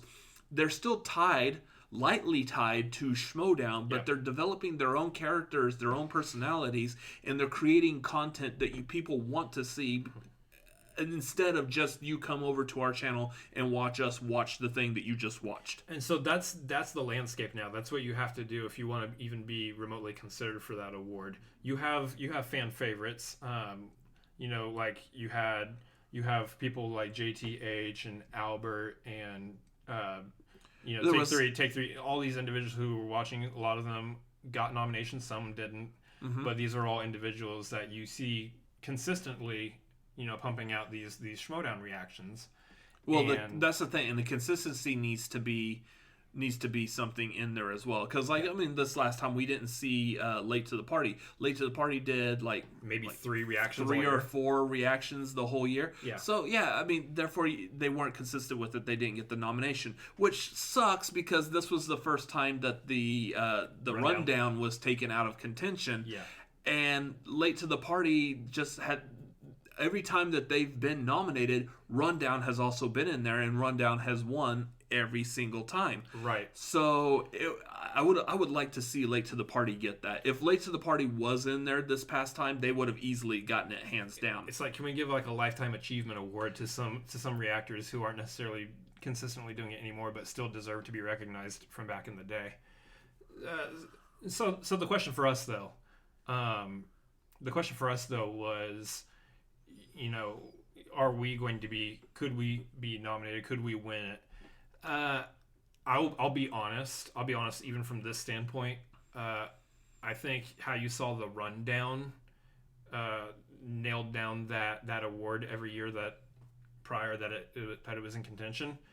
I think until you see another like major group rise up and do pretty well, I'll say that Call to Action is pretty much going to have that on lock every year. They'll have the award on lock, but now it's just coming down to, can you even just secure a nomination? Yeah, which I would be happy. I would be happy to be recognized on a nomination fold. And here's the, I don't feel like we're like full of ourselves or anything, but we did reactions for like the entire year. We missed one match pretty consistently. Not counting the events that we went to, say like Spectacular. Yeah. Outside of that, we didn't really get anything out for that because we were just there kind of taking it in. We only missed like Riley versus McWeeny earlier in the year because I was sick.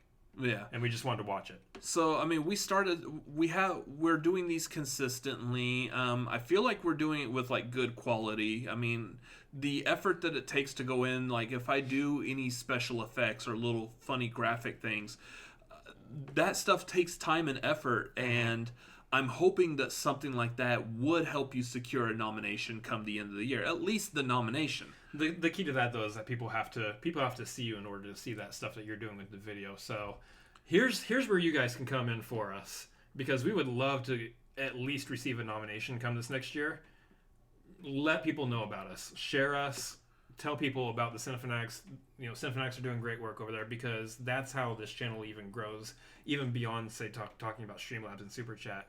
Let people know what we're doing and kind of growing our stuff here, because that's it. That's we don't get in front of eyes unless the eyes who are already on us tell those other eyes to watch this thing. Yeah. And I know hopefully that's not confusing. Yeah. I know one of the other things I want to see, and apparently it is being worked on at pretty much as I speak right now, is that someone is doing like a Schmoedown Wikipedia type page, something kind of like I know there's a Schmoedown fandom wiki page. Yeah. But someone is creating that not only for the Schmoedown, but also potentially to also include the after show podcast. Right. So it's nice for the community, like, here, go to this page here if you want to read about the fan leagues, go to this page here if you want to see after show reactor podcasts, and then it lists, and maybe like we'll have like Cinefanatics, two brothers who love movies and Schmoedown, Call to Action, just giant mega fans of the Schmoedown and Team Action. People who are doing Team Action and Schmoedown things. Yeah. So, I want something like that, because one, it's one go-to source. Yeah. Maybe even having something like a type of like TV Guide grid. For those of you who don't know, TV Guide was a magazine that used to come out weekly, long time ago. Scrolling through the chat, pretty much everybody here should know what TV Guide is. Well, for the most part. Like a TV Guide grid of like who's live streaming, which channel, and at like what times type of thing. Yeah. So not only if like say you're bored like on a Tuesday night, you're like, oh, I wonder if anyone's live streaming that I could go hop in a chat and talk to my friends, basically. Hey, Cinefanatics is streaming at 9:30 Central Time every Tuesday night. Cool, yeah. I'll go click over there. Yeah. But also, as I adjust out of the chair, also, I did not do that. Also, that if you are wanting to jump into this realm of after show podcast creators, that you're able to go to this page, you're able to see when people are live streaming. You can kind of gauge like when would be good for you to jump in if you want to start a live show. Yeah. If you want to be just having a bunch of people sitting around, whether it's in person with cameras in the same room like we are, or StreamYard Skyping in. Well, you know, like how to coordinate that and get all those people together. And then there's that aspect, and then there's the aspect of people who just want to watch all the people who are doing those things. You want to be able to click on a guide and know, like, okay, Roxy Stryer is streaming at this time, John Roca is streaming at this time, Mark Riley's doing his Cantina here, yeah, Coy's doing this here, Call to Action's got this show. Then you've got the Cinefanatics. I almost screwed up our own name because I'm reading this chat. Cinnamon Fanatics. The Cinnamon Fanatics are talking about cinnamon at this hour. Like, this is the kind of stuff that I'd like to see, just because I know a lot of people are like, all right, where should I go? And then Ed Haskell is screaming at them in every single chat that he's the mayor of. Yeah, letting people know all the shows. He's like one of the best supporters of the entire community as a whole. I wish he was here so he could hear me saying that he was one of the best supporters of the entire community as a whole. But You'll find him everywhere. He's kind of like the TV guy right now. He's the roaming TV guide of the chats. Yeah. But yeah, that's a good point, because after the Collider fallout, you got like a lot of the people who were tied to that, Roxy, Roka, Koi, all of them started, Riley. Yeah. I'm not leaving anyone out. All of them started their own live stream. Well, now you're at the position where if you're trying to do something like this, if they happen to be on, whoo, there's all the viewers. Kind of, yeah. You'll get the people like on. Hopefully, you get people that are coming back that are going to watch it on playback later. But yeah, when you're, especially for a channel that might be eventually trying to monetize, it helps if you're able to grab those like Streamlabs. Well, Streamlabs you don't have to monetize your channel for. You can get that whenever, but you can get those Streamlabs. You can get the super chats. You can get that in, and that would help support your channel. Right. So it's great if you're able to see when everyone is going to be doing this. It makes it much easier for the fan community. So I'm eager to see when this wiki document comes up. Yeah. Because yeah, it's fun having to scramble around and race and be like, hey, so who's streaming when and where and how and why? Right. So real quick, moving off of that, PC donated $2 through the super chat. She said, "Houston, can't wait. I'll buy y'all a beer. We will accept a beer. I will take a beer. I will not turn away a beer." Nope. Just don't make it a Corona. Heyo, that's a timely joke. I didn't like Coronas before there was a virus named after it. To be fair, they're not the best. I'll just let Vin Diesel have them all. But yeah, no, I can't wait to meet you, PC, again, formally, intentionally this time. Houston's gonna be great though. Mm-hmm. Let's see. Oh, then Garth. Okay, so Garth said he had a follow-up question. So then, might you do some shows interviewing Schmoedown people? We want to. The thing is with our channel is that we are very specific. You have to be here. You have to be here in person. We're not a channel that is really going to be set up to do StreamYard or like we've talked about it before. We tried reaching out to some people when we did our Oscar live stream, just because it would be nice to have like someone of that caliber chip in and stuff. The problem when you do that though is you're reaching out to people who also talk about movies, who also have their own YouTube channel. They're going to talk about it themselves on their own channel. It makes it kind of hard to be fair, a lot of them do that in multiple sources anyway. They do it on their channel, they do it on other people's channels already. So yeah, that's not that big of a deal. But so the biggest thing for the situation that we're rocking is that pretty much everybody that we would want to have on the channel, like everybody that call the action interviews that we would want to have like sit down and talk with us, they all live in Los Angeles. Yeah. You know, you got a couple people that we've made connections with here in Austin, but for the most part, the bulk of who we're interested in talking to, especially because we're talking about Schmoedown specific, they all live in Los Angeles. Yeah. We've had a couple of them come here to Austin. Like we met a lot at South by last year, including Ellis. Yeah.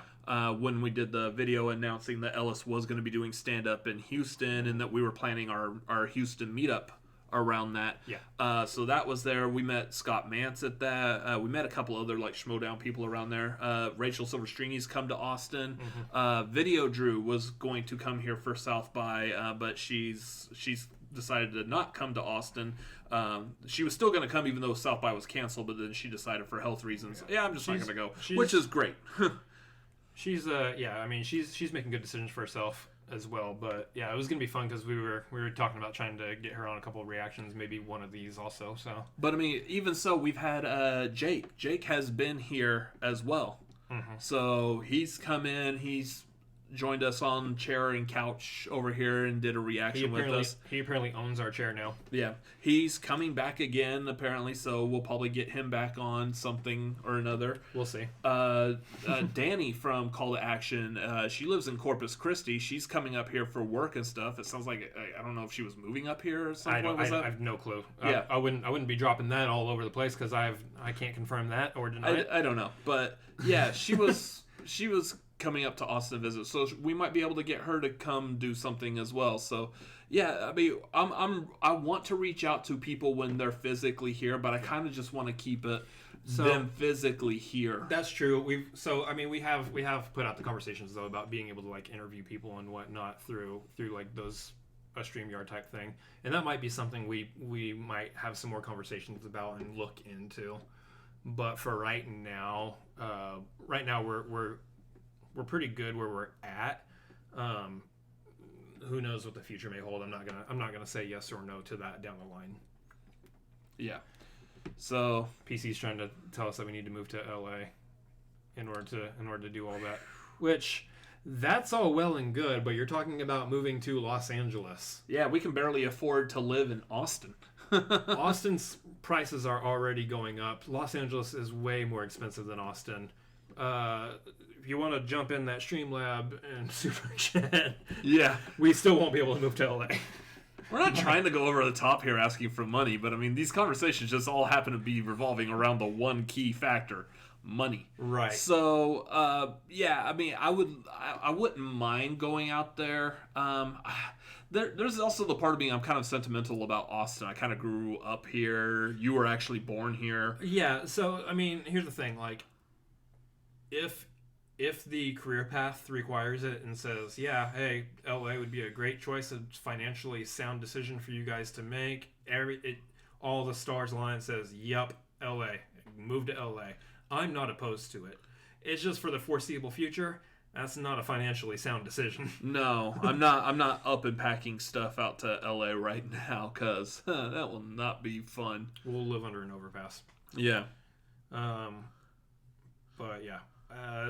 Run through here and see if there's any more. Yeah, because we've hit 11:30. It's about time to wrap this thing up. So we had Feature Presentation Productions. I believe that is Tony jumping in here. Yeah, because I'm a Brit. Yeah, so that's Tony. So it's good to see you, Tony. Thanks for jumping in. And Kelsey jumped in. Kelsey jumped in here. Resting that liver until Houston. That's probably a smart decision. Ooh, because Houston's going to be big. The liver's going to cry in Houston. Oh, yeah. You're going to stay in Houston. The liver's going to Uber back to, I guess, Utah? Yeah. Hop on that plane back. Overpass rent, $1,000 per month. And I can't afford to live under an overpass in LA. Live in a van down by a river, the Cinefanatics. Nice one, Garth. This is why we love Garth. Because he makes the van down by the river reference. Yep. Yeah. So I think I am Tony. Yep. All right. So I think that's gonna probably about wrap it up for this week's The Tagline. Yep. So again, just real quickly reiterating, next week will not be live. We will be doing a pre-recorded episode. We will be doing a premiere of it. I'll be in the chat. My brother's got a gig. He's got to go work on. I'll be trying to make that paper. Yep. So that's what's happening for next week. That's right. You said that phrase, right? Sort of. If you're a rapper, I guess. I am not. No, you're not. So yeah, that's what's happening next week. Again, feel free to follow us. We are at Cinefanatics MLP on Twitter, on Instagram. Follow us on the Facebook group, facebook.com/group/Cinefanatics. Oh, I didn't do my thing. No, that's fine. You don't have to do that every single time. You can also follow us individually at our stuff down here below, the Robert Adams MLP. There's Chris Adams MLP. Follow us on Twitter, Instagram at those addresses as well. Follow me on Letterboxd, also Robert Adams MLP. Is there anything else they can follow us on? Make sure you're subscribed and hitting that like and all of that on the YouTube channel. We've got way more likes than we have people watching right now, so y'all are doing a fantastic job on staying on top of that. They're on that. Yeah, so yeah, I believe that's probably gonna do it for this episode. Yeah. Thanks for coming. Thanks for hanging out. It's been a fun time. Let's go ahead and hit that music. And yeah, we're going to see all of y'all later. We will see y'all, I guess, in person like in 2 weeks. I will be here next week for that premiere. Yeah, it was great. And yeah, y'all have a great evening. Later. See ya. Hit that music.